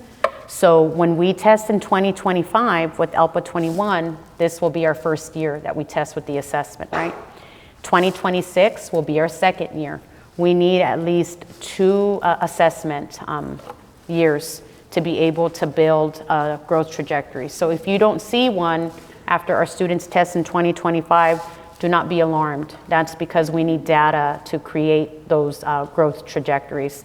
Hannah, Raven, and I are not the ones that will be creating these, but our accountability team, I'm sure they'll pull us into conversations, but it's typically our accountability team with our psychometricians that help create this. This is where we get into the work where they probably wouldn't want me as a colleague because I'd mess something up. So please don't get alarmed if after we test for the first year you don't see a growth trajectory. And the monitoring team is aware that you will not have a growth trajectory on an ILP. Yeah. Like the monitors know that. Yeah, that's the beauty of us being able to work together. We're on the same page and we know what we've trained on, what's coming down the pike and whatnot. So it's very nice to have that relationship where we're not in silos. So at least we know what the expectation is when monitoring happens and whatnot.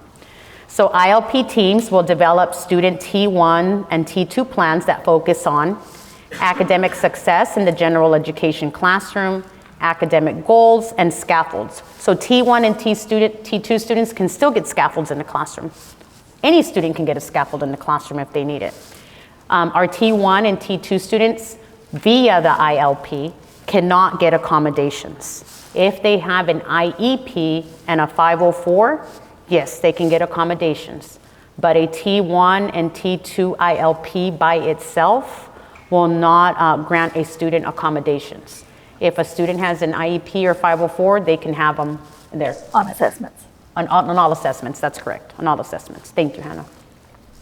So once again, considerations for data sources for T1 and T2, your universal screening data, local survey assessments, local common formative assessments, district benchmarks, your TCAP or your end of course results, career exploration surveys, whatever that might look like. The data considered by the ILP team will be used for the purpose of the T1, T2 ILP goal development and the monitoring of academic success in the classroom. So you as a team can decide what data we're going to look at, what data we're going to base these goals off of to ensure that those ILPs are successful for our T1s and T2s. So here are some sample goals for T1 and T2.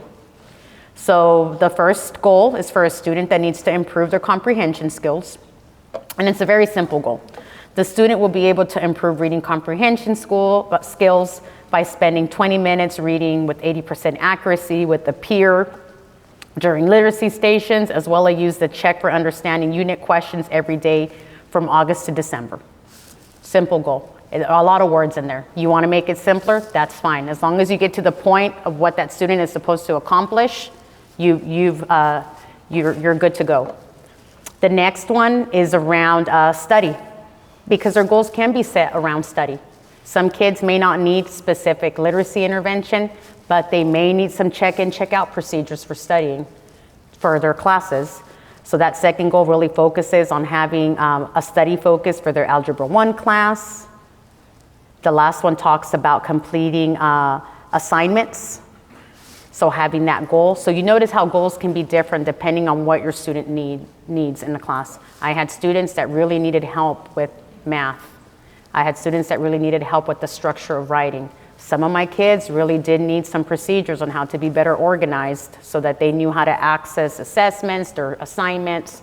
So you know your kiddos, they need different things. So more about goal development. Goals can include supports for studying, as you heard me say. For example, a student goal may include the need for assistance with subject-specific terminology or content. Goals can include check-in for students with the classroom teacher. For example, a student has a goal to support writing, such as revising sentence structure, and they're meeting with their teacher in some type of check-in, check-out. Maybe it's a small group. Goals can include gradual release of scaffolds.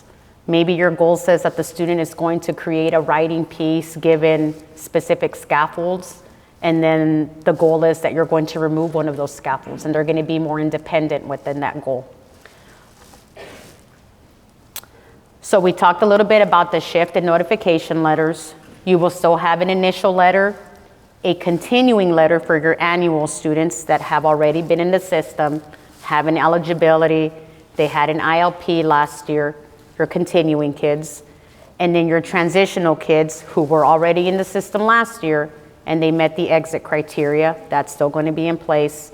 And in this year, we're going to have the does not qualify notification letter in the system.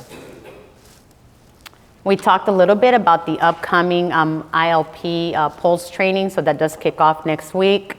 This is one of the areas that is expected and required via our ESL rule.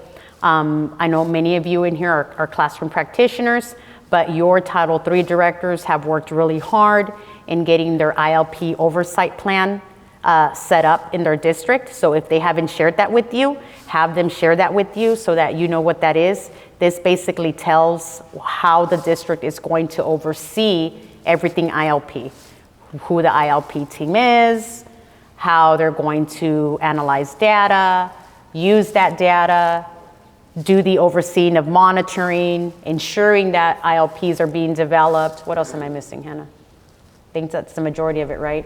A lot of oversight. What happens if a student is not successful on an ILP? What are the remedies?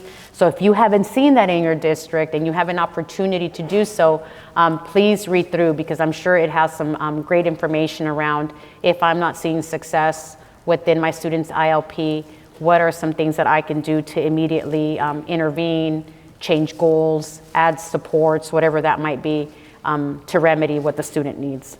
So this is a requirement. Hannah did a wonderful job last year in creating a template that addressed every part of the ILP oversight, what questions to think about as an LEA as you structured each component.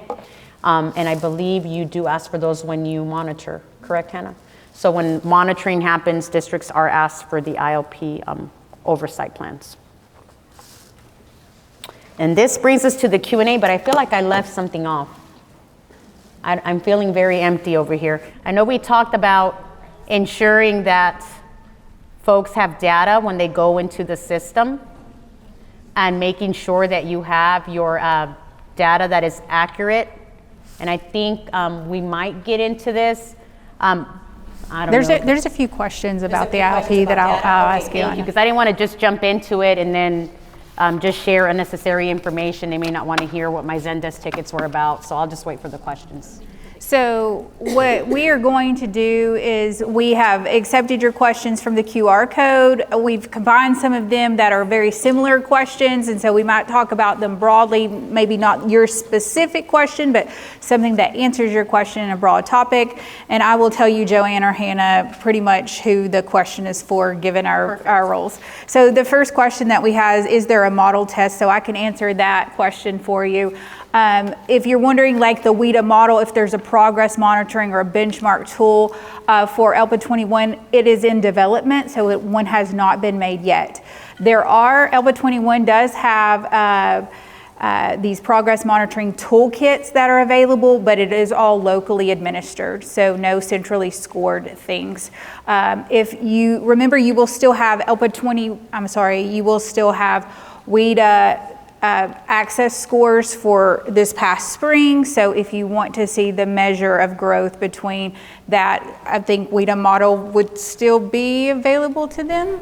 I think so, if they have it, yeah. If you purchase it individually, yeah. So the next question, this is going to be Joanne. Okay. Joanne, can we screen students without a state ID, or can we use temporary IDs? Okay. So we have gone back and forth with this, and I know we're probably going to have people with what I call fake IDs, because they're not SSIDs. Our expectation is that students are screened when they have an SSID. Here is why. We are wanting to upload, and I didn't share this because it still hasn't been approved and told me 100% this is going to happen. We want to upload your screener data for you. But if we don't have a student state ID tied to your data, we will not be able to upload. Let me tell you what this looked like this year. This is where I'm going to get into my Zendesk tickets. I got a lot of grouchy tickets because data wasn't looking good.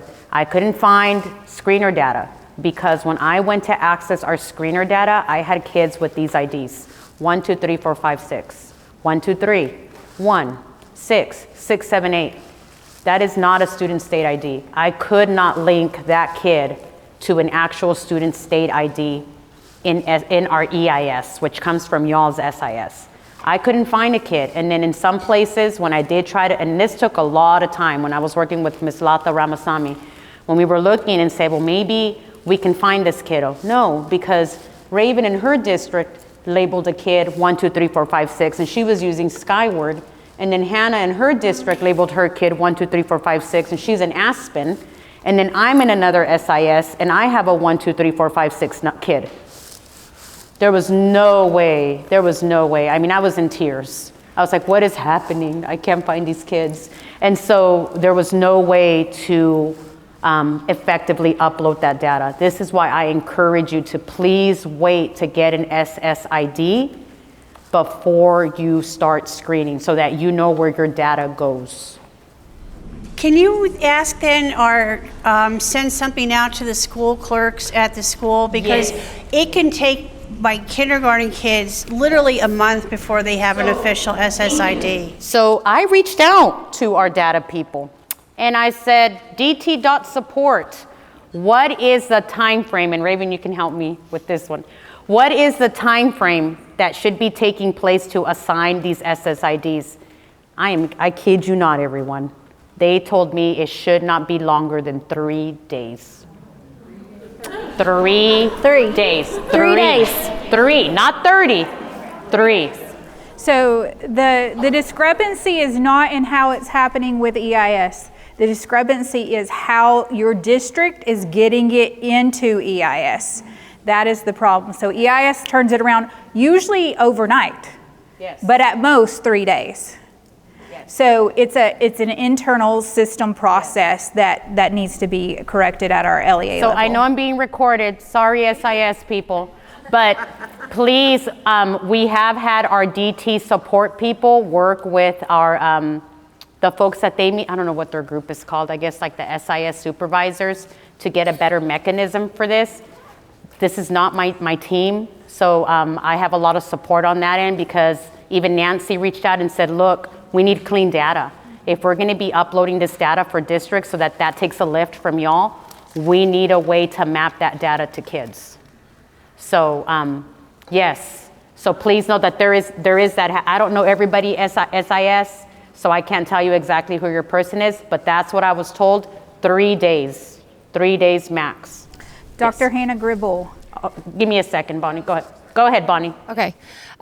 Once the student does have a state ID number, they're in Skyward, will the teacher be able to upload the student, screen them, and is it my understanding that when they have a state ID number that y'all will be the ones, TN Pulse will upload So the screener score? that's what we're working on, Bonnie. So I'm supposed to have an answer by next week when we start training. So tomorrow I'm touching base with Lata. So that's going to be a big lift. But keep in mind, data has to be clean, y'all. And it was not clean this year when we went to go look at screener data. It was not. I'm telling you, these ID numbers I saw. Okay, Yeah. we're gonna continue with the questions we already got on the QR code. So we're going to hold the mic so that we can get our questions in that we've received through this presentation. So Dr. Gribble, is it ever recommended to rescreen with ELPA 21 if the teacher thinks the alt screener would be better serving students? You're not really supposed to rescreen. The only time you're supposed to rescreen is if you have a transition student that you're pulling back into ESL. Okay, if you have students who are currently in ESL because they screened 3 years ago with WIDA, but they've never had a chance to access the summative because maybe there's a domain that they can't access, that summative test with that exempt domain should take care of that. You wouldn't rescreen them with alt ELPA screener. You'll just test them on the summative. There are a lot of questions about resources, and so CEM folks, I might ask, is there any way that you could click that ELPA 21 for us? So you can find the resources for ELPA 21, the ALDs, the PLDs, the standard pages under the resources tab up at the top right. And then it will ask you your state, you'll select Tennessee. So some of you, go up. Oh yeah, you can do that way too. Yep. First of all, isn't our graphic so cute? It was made by Valentina Gonzalez. I don't know if you are, And it's so cute. And so on this page, if you scroll down, there are tons of resources that you can look and see all of this: accommodation manuals, ALDs, PLDs, the standards. There are questions about future kindergartners. So other states have different rules or laws. Other states have different assessments that they can use that we don't have. So you want to go to the Tennessee page. I know some of you have asked about provisional kindergartners or future kindergartners. Tennessee does not use that. So all the information that you can find will be found here on this resources page for Tennessee. Next question is, Joanne, you said this. Where could I find the live binder to locate assessment materials? Do we have it on the resource? I think maybe Do we have it on the Yes, resource we do. page? Is it? Oh, there it is. Oh, I do have it. Oh, thank goodness. It's the fourth bullet down. If you don't mind clicking on that. Thank you, Jeffrey. There you go. Perfect. And it looks like items have been moved around already. Okay. No, it is. Alt Alpha Screener Guide. It's no longer number 3, but it's 1, 2, 3, 4, 5. The fifth bullet down on that main. Oh, you were in the right spot. On the main page, the bullets just under new items. You see where it says Alt Alpha 21 Screener Guidance, and then the document is highlighted in blue. I wanted to make sure that was still up there. But this is the Assessment Logistics Live Binder, and this gives you information that you need. Like this is the one pager that Nancy has developed with ALPA 21 and Miss Allison Gald, who serves our students that are most significantly impacted by areas of disability. So Miss Allison Gald, Nancy, ALPA 21, we got to review and give feedback. This really talks about the Alt ALPA Screener Guidance. So this Logistics Live Binder has so much information. I mean, there's a lot, but just get yourself accustomed or familiarize yourself with the website. There are questions I think Joanne answered since these questions came in about growth and our accountability department creating that growth metric. So there are several questions about that, but we have to have the data. ALPA 21 assessment and WIDA do not measure the same things. So there's no comparison for the two. So there's no saying this level 1 means this in ALPA 21. So the next question is, how will students be eligible for the ALT summative assessment? Oh, that's a great question. So for the ALT summative assessment, we are still using the guidance. And thank you for reminding me because I need to figure out where this document is. So you all know that with WIDA, historically, there was a little flow chart with 4 questions, and the student had to have an IEP. It'll be the same for the ALT ALPA summative, not the screener, remember, because for a screener, they may not already have an IEP when they're coming to you, but there's the possibility that they might show areas of possibly needing some additional services, but for the ALT summative at the end of the year, they do have to have an IEP. And they have to qualify for that alt TCAP. Mm-hmm. Thank you, Hannah. That's That's the other the piece. key. That's correct. Hannah, Yeah. how will we tailor services this school year before the ALPA 21 summative assessment? So tailoring this year is based on your WIDA results from the spring. And just a reminder, if all they have is a screener, we do not tailor services based on a screener. Hannah, do we need, who submits the waiver for co-teaching? The LEA. So your Title III director will submit that. It does have to have your director of schools signature on that. If you need more information on that waiver, you can reach out to me. It's Hannah, HANNAH, .gribble, GRIBBLE, @tn.gov. I think I can answer this one. Are there course codes for various ESL program models, or am I thinking of something different? So there are course codes for the delivery. So remember, this year we've separated the how service is being provided to what the program looks like. So under the delivery model, there is a scheduled ELD course. This is primarily for your middle and high school students. So someone that has it on their schedule, it says go to ELD course at this time from this time. There's pull-out, which the majority of this delivery model is done by elementary school, and some middle schools, junior highs also have a pull-out. Maybe they're pulled out from a content level class. We generally see pull-out happening for students with lower English language proficiency levels. And then there is co-teaching. So there is a specific course code that needs to be tied to the content class for co-teaching to show up as having service.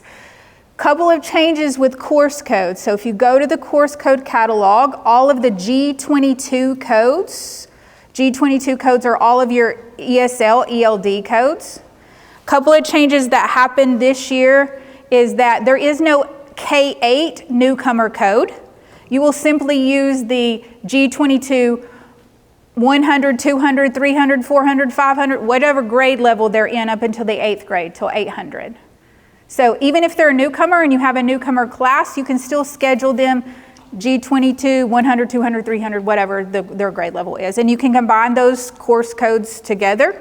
You can have 100s and 200s together in a newcomer class if that's how you serve those. For your high school, there is still a newcomer code. I believe that's G22 H05.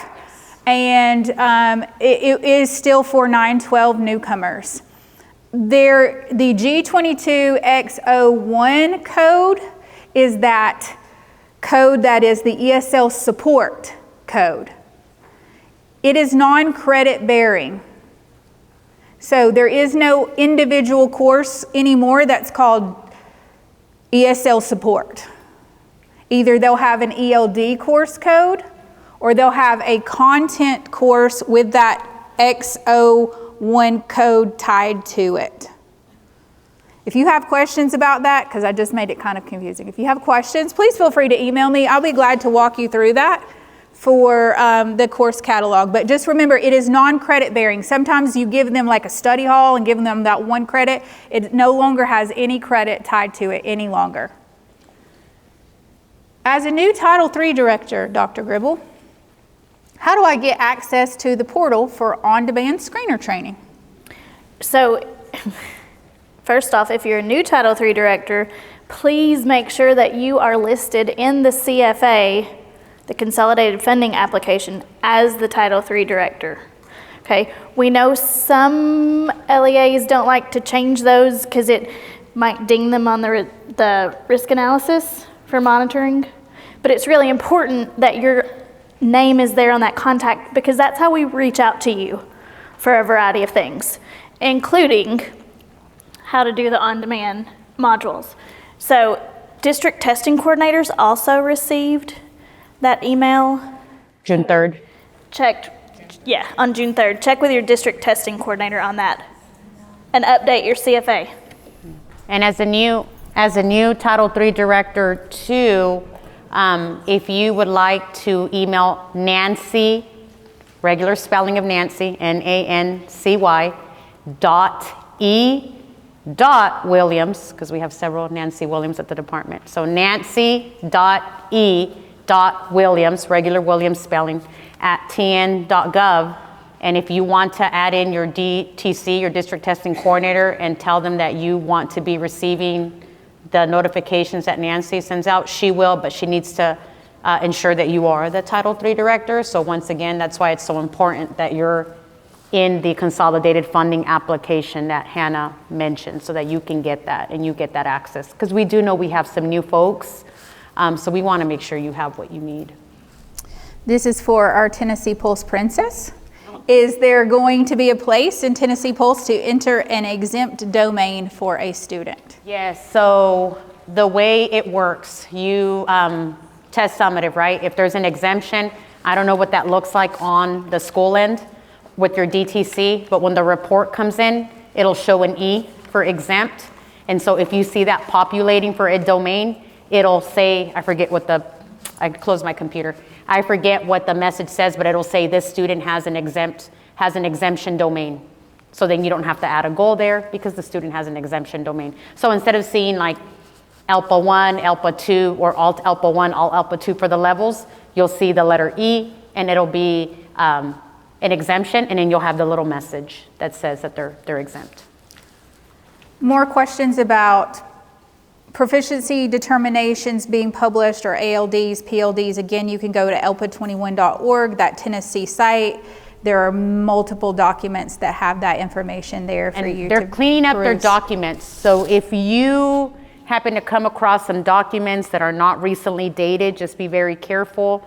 Make sure that you're able to see the most recent, because they are making some name shifts to some of their pieces. They're going to exist, but their names are shifting a little.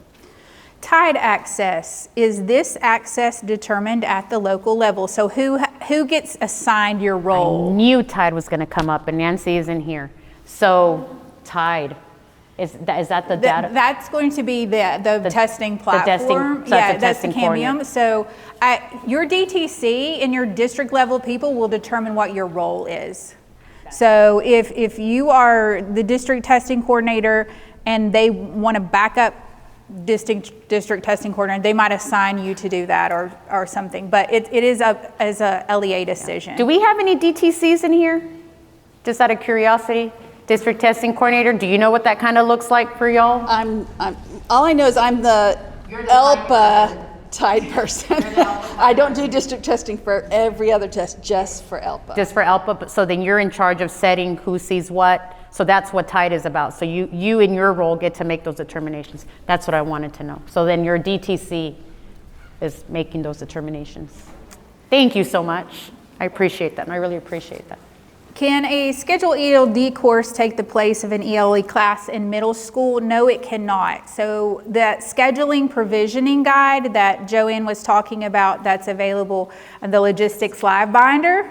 You can go in and look. All students that are K-8 must be enrolled in an ELA class in addition to whatever ESL service that they're being provided. So it cannot take the place. In high school, yes, an ELD class can 2 credits of ELD can count towards that ELA requirement for graduation, in addition to the student taking a tested English course. But in middle school, no. On Tennessee Pulse, sometimes dates don't line up the way they need to in order to be compliant. For example, we often get students from other districts who were screened before the home language survey was processed. Is there a way to put the dates in without changing the dates just to stay in compliance? They're seeing our faces. I know it's true. My Zendesk tickets tell me so. First, there is a process for identification. Do you want to talk about that, Hannah? The process for identifying? I can. You have to have that home language survey before you can screen a student. One home language survey. Yes, the original one. But that may not be from our child, may not be from our state. It gets lost. True. That child may not be from your state. That scenario, Dana. So Dana talked about an out-of-state student. Let's talk about in Tennessee, because that's where I'm seeing the problems. Yeah, me too. In Tennessee, if I have a student and they came from Hamilton County, sorry, Diego, you're just the first Title III director I could see.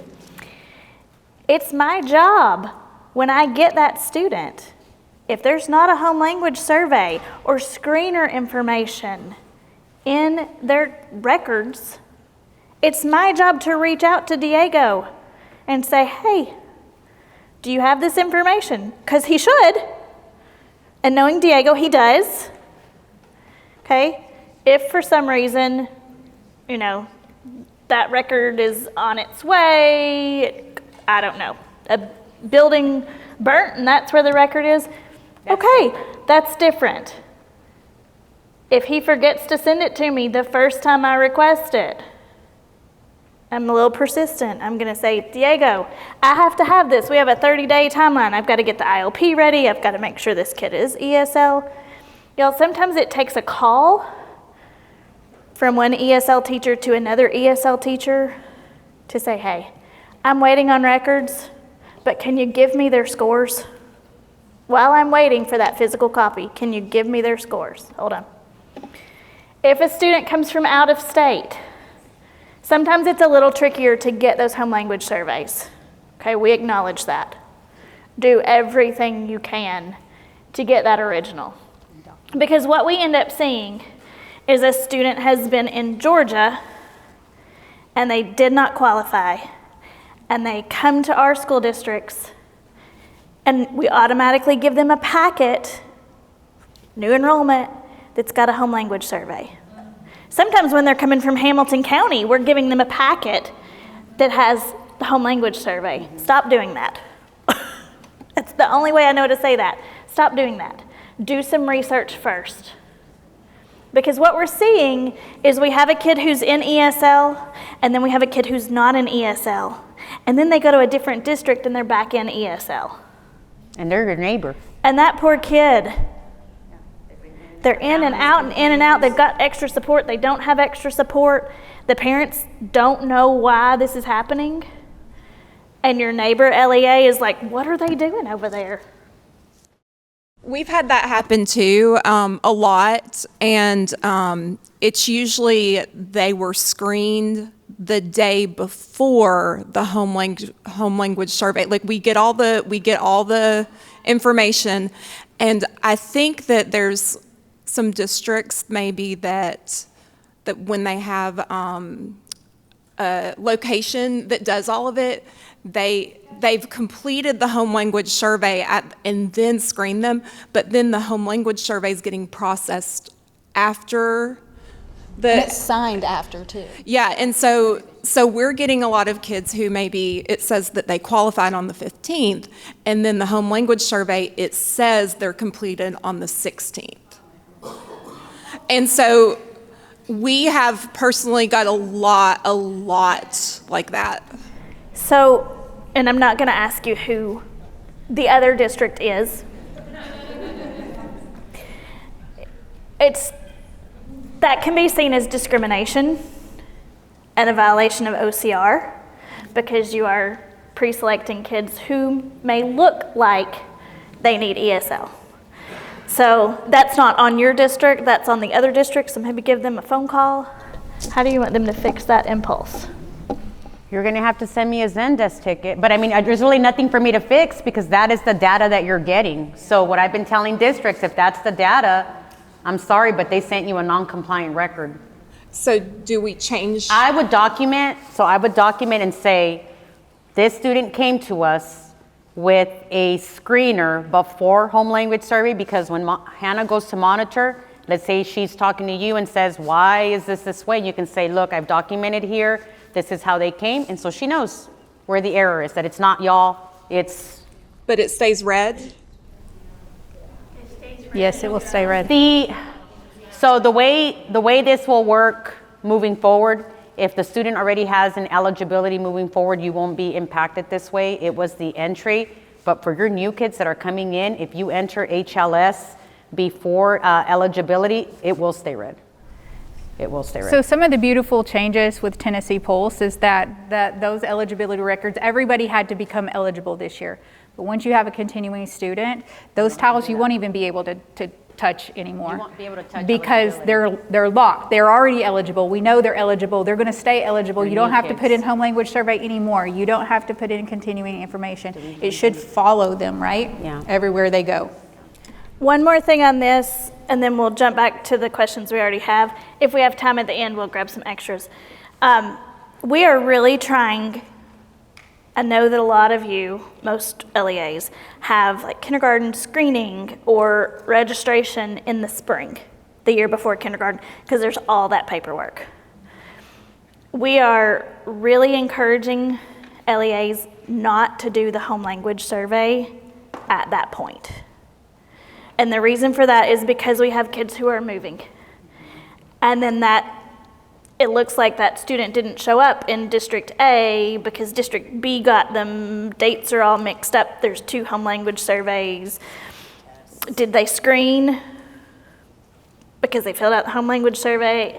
So I would really encourage you to wait and do those home language surveys when the student is physically there in August for those incoming kindergarten students.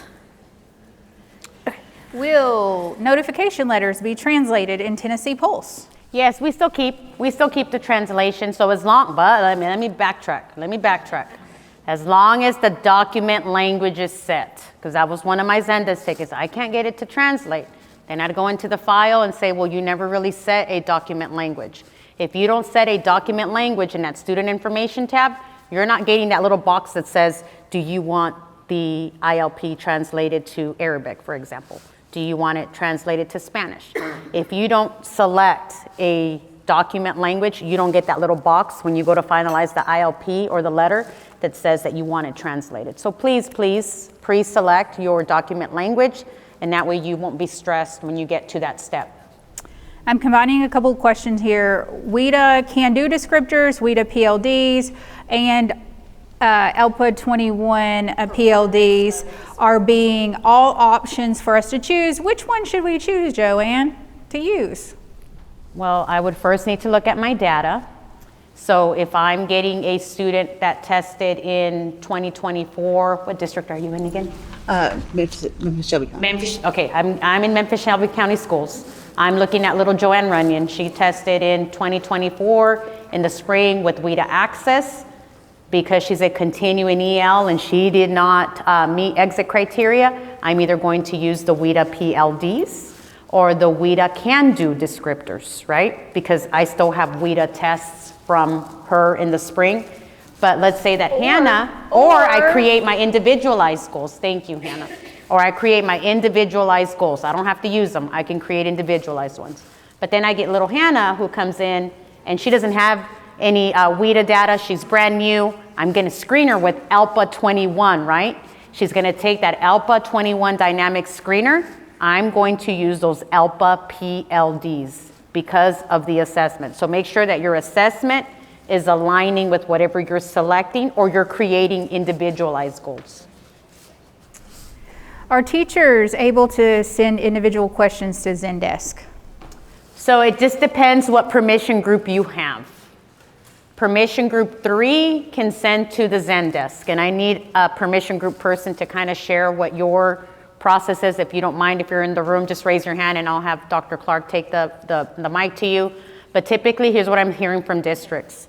There is a protocol in districts for sending Zendesk, and it might look different in Shelby County Schools versus a district that y'all might be in versus Murfreesboro City Schools or Rutherford County Schools. Everybody has a process for how they want to escalate those tickets. Do we have anyone who is a permission group 3 person here? Bonnie, do you mind sharing what your process is in Wilson? If a teacher has a concern, like what does that look like in your district? So, when a teacher has a concern or something needs to be deleted or changed, they email me. This is not, if anybody has a better system, I know some people are hiding in here. So if other people want to chime in with a better way, teachers email me and I look at the state ID. I try to figure it out first. Depends on what it is. If it's something that I have access to, like Laserfish or a record or something like that, then I have to dig through that. Sometimes I have to call registrars. Sometimes I have to call, it depends on the problem. So I call everybody I can. If I can't figure it out, I call an external person, a different county. If that county doesn't have an answer, I keep calling. And then I go into TNPulse, go to the Zendesk. Depending on who it is, I've learned on some things that I can just say, please send this right to Brian, or please send to Joanne, yeah. So different, it depends on what the problem is really, and then you just gotta figure it out and then ask for help. So That's to not a answer process at all. to answer that question, thank you so much, Bonnie. To answer that question, familiarize yourself with what that process looks like in your district so that you know who your next level of communication needs to be. One of the things that we did send out with this upcoming training is that, folks could take up to 6 people to train. So those folks are going to go back and train their districts. As you all heard Bonnie say, When it comes to her, she navigates and tries to figure out what's going on. Once she reaches a point where she's like, look, I can't delete this, I'm not able to fix this, I have to submit to the Zendesk. So like the district becomes like the tier 1 support, and then tier 2 is Zendesk to me. When it's a functionality thing and I myself can't fix it, I escalate it to tier 3, which goes to the vendor PCG. So familiarize yourself with your district, because you might have several people who have permission group 3. It may just not be your Title III director. Maybe they've assigned that to an ESL coordinator, an ESL director, and that's your point of contact. Just know who those folks are in your district. I love this question. They said, how are the valuable contribution of gen ed teachers entered into Tennessee polls? Do gen ed teachers of ELs have direct login access? And I can answer this if that's okay, Joanne. Wonderful. Go So ahead. every teacher in Tennessee has a single sign-on, an SSO, that you can use to log on. But if you remember, when you got access to Tennessee polls, you had to first enter, and then you got an error message, and then your permission group 1 person had to approve that person, and then you had to go back and log in. Your LEA could do that for any teacher and every teacher if they want to. If you have a tiny district, it might be much easier than if you have 4,000 teachers. So yes, it is a possibility for teachers to be able to view ILPs, to have permission to get into that platform.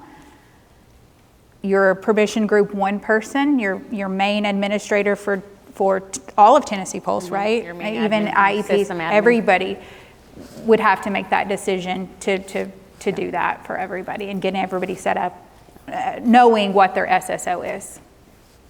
The next question is going to be probably for either of you. If students come from another state, it's probably Hannah, if students come from another state that is not ELPA but is designated EL through another test, do they have to be rescreened? Yes. So if they come to you from another state, Say Arizona. Arizona, Yeah. that is not an ELPA 21 state, you do have to screen that student. Will you explain what happened there, Hannah? How we got written up? Yeah, so just like the districts are monitored, the state of Tennessee gets monitored.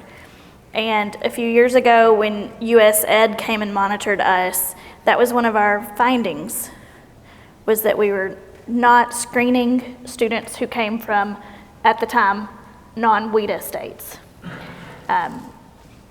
US Ed said that because the criteria is different, that those students weren't getting equal opportunity, I guess, for lack of phrasing, to ESL programs.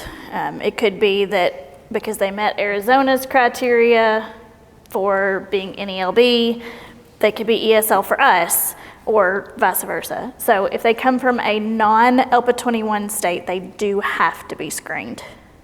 If they come from a different district in Tennessee with WIDA scores, you don't have to screen them. It's just if they're coming from outside the state.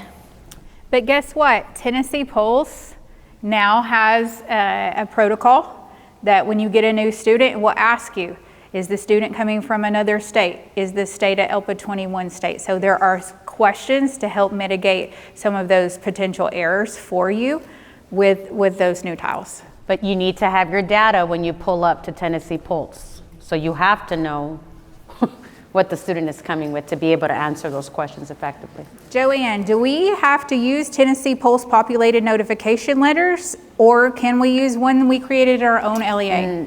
That's a great question. As kindly as I can say, no. TISA requires ILP eligibility and an ILP finalized plan or finalized ILP plan in Polls. You need to have an eligibility in the system, which is generated by that notification letter, and an ILP.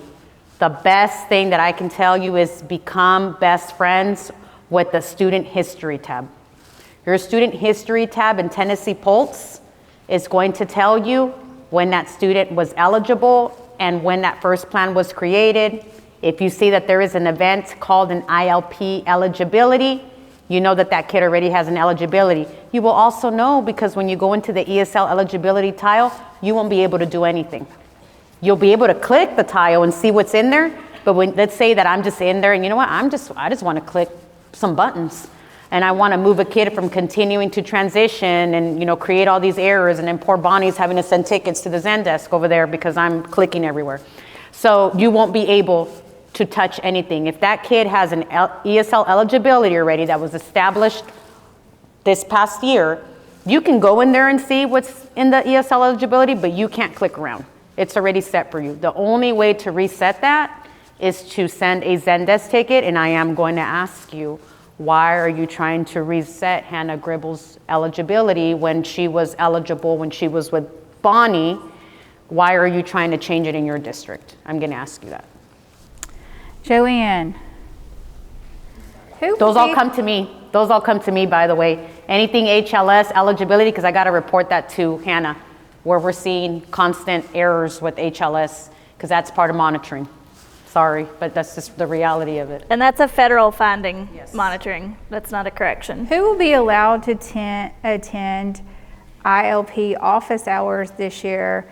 Or what kind of additional training can we get about Tennessee Pulse or other trainings? Okay, that's wonderful. So this past year, we had office hours, and we had some folks on there that weren't Title III directors, and everything seemed okay.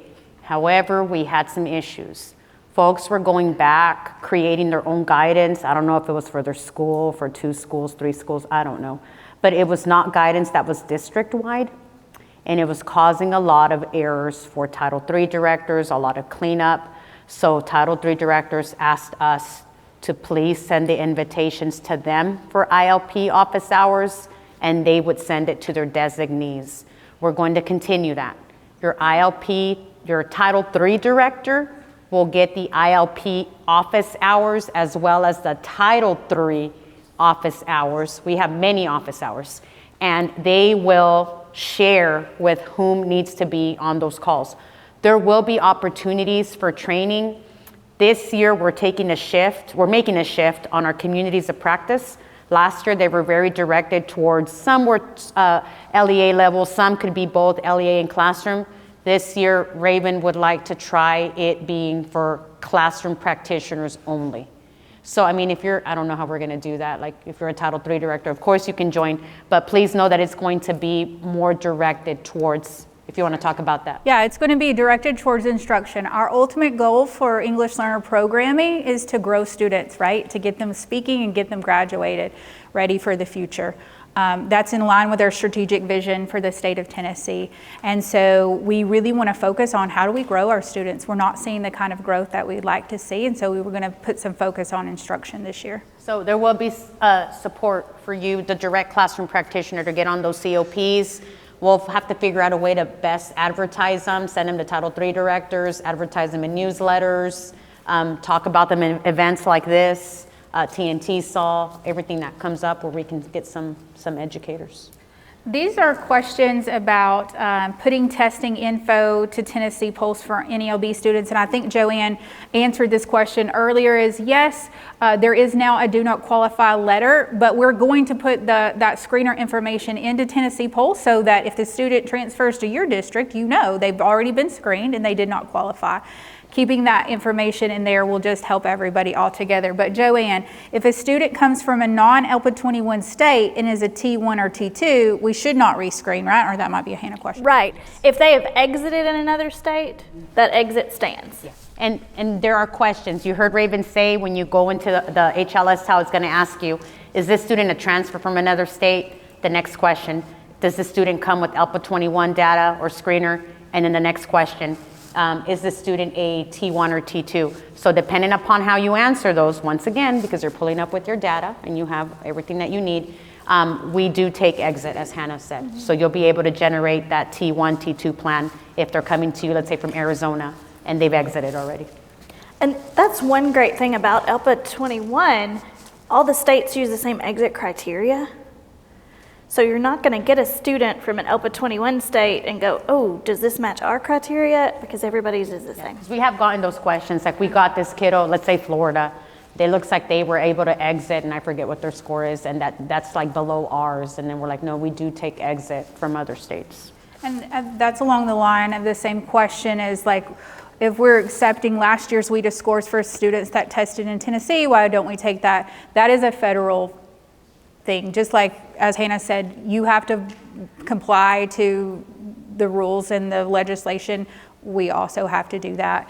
And then there's a question about, since WIDA kindergartner screener first semester reading and writing were not included, can those two domains be exempted? And the answer is no, because again, the assessment measures different things. ELPA 21 is a completely different assessment in how it even assesses students. So there is no separation of domains. Will you talk about what you've seen, Raven, how it's really appropriate? We're like dragging down if kids don't have like skills, if you don't care. So one of the things I really love about ELPA 21 is the accessibility. Do you know how like in our TAM it would say things like you don't help a student, you don't respond to a student? ELPA 21 says we're not going to let things like technology, by the way, everybody tests online, even kinders, even writing for elementary school students. And you think, wow, is this possible for these students to be able to do that in the time frame? It is so accessible in that it's not a student typing out an essay, right, a second grader. It's phrases and things that students are compiling together. The TAM even says, and as you take the training you will see, we don't let technology get in the way of assessing the language. So if a student doesn't know how to, manipulate a mouse, and he tells you the answer, you do it for him. So just really, really accessibility for this assessment is just fantastic. We're really measuring language and not letting other small stuff get in the way. Here is our information. We'd be glad to answer these questions for you. We know that you're going to have case-specific things that are not going to be applicable to everybody in this room. Feel free to contact us. And sometimes you'll contact me and I'll say, that's a Hannah question, and I'll pass it to Hannah, vice versa. So feel free to reach out to us. Lastly, we have one QR code. Please take this survey. Feedback survey for our department. So please take that, because that helps us understand what we need moving forward. And then Dana, you have a mic. We had this issue in Tennessee. When I first moved to Tennessee, we did count the kindergarten writing, and then the argument was made that not all kindergarten students are exposed to reading and writing, so it was taken off, and we only moved to listening and speaking domain. Why are we going back to adding the writing? That's a good question, and I think a lot of it has to do with, I can't give you the 100% answer, Dana, but from what I've seen, and I will tell you that I'm not done with my training yet, okay? So please, from what I've seen, the accessibility is different. So instead of kids really having to show like legibility with like writing, there's a lot of like drag and drop. You're very familiar with an assessment that we used to give. If you remember what the CELT used to look like, where the kids had pictures and they were basically like tracing or like moving, that's what it's going to look like. So there's not like they're writing paragraphs, like. I didn't assume that, but I was just wondering if it was letter-driven or if they had to read CBC words. Where was this? And a part of that is, I know which assessment you're talking about because I've been around for a little while. No, I think that kindergarten assessment was not necessarily appropriate as kindergarten. Different assessments, different qualifications. Thank you, friends.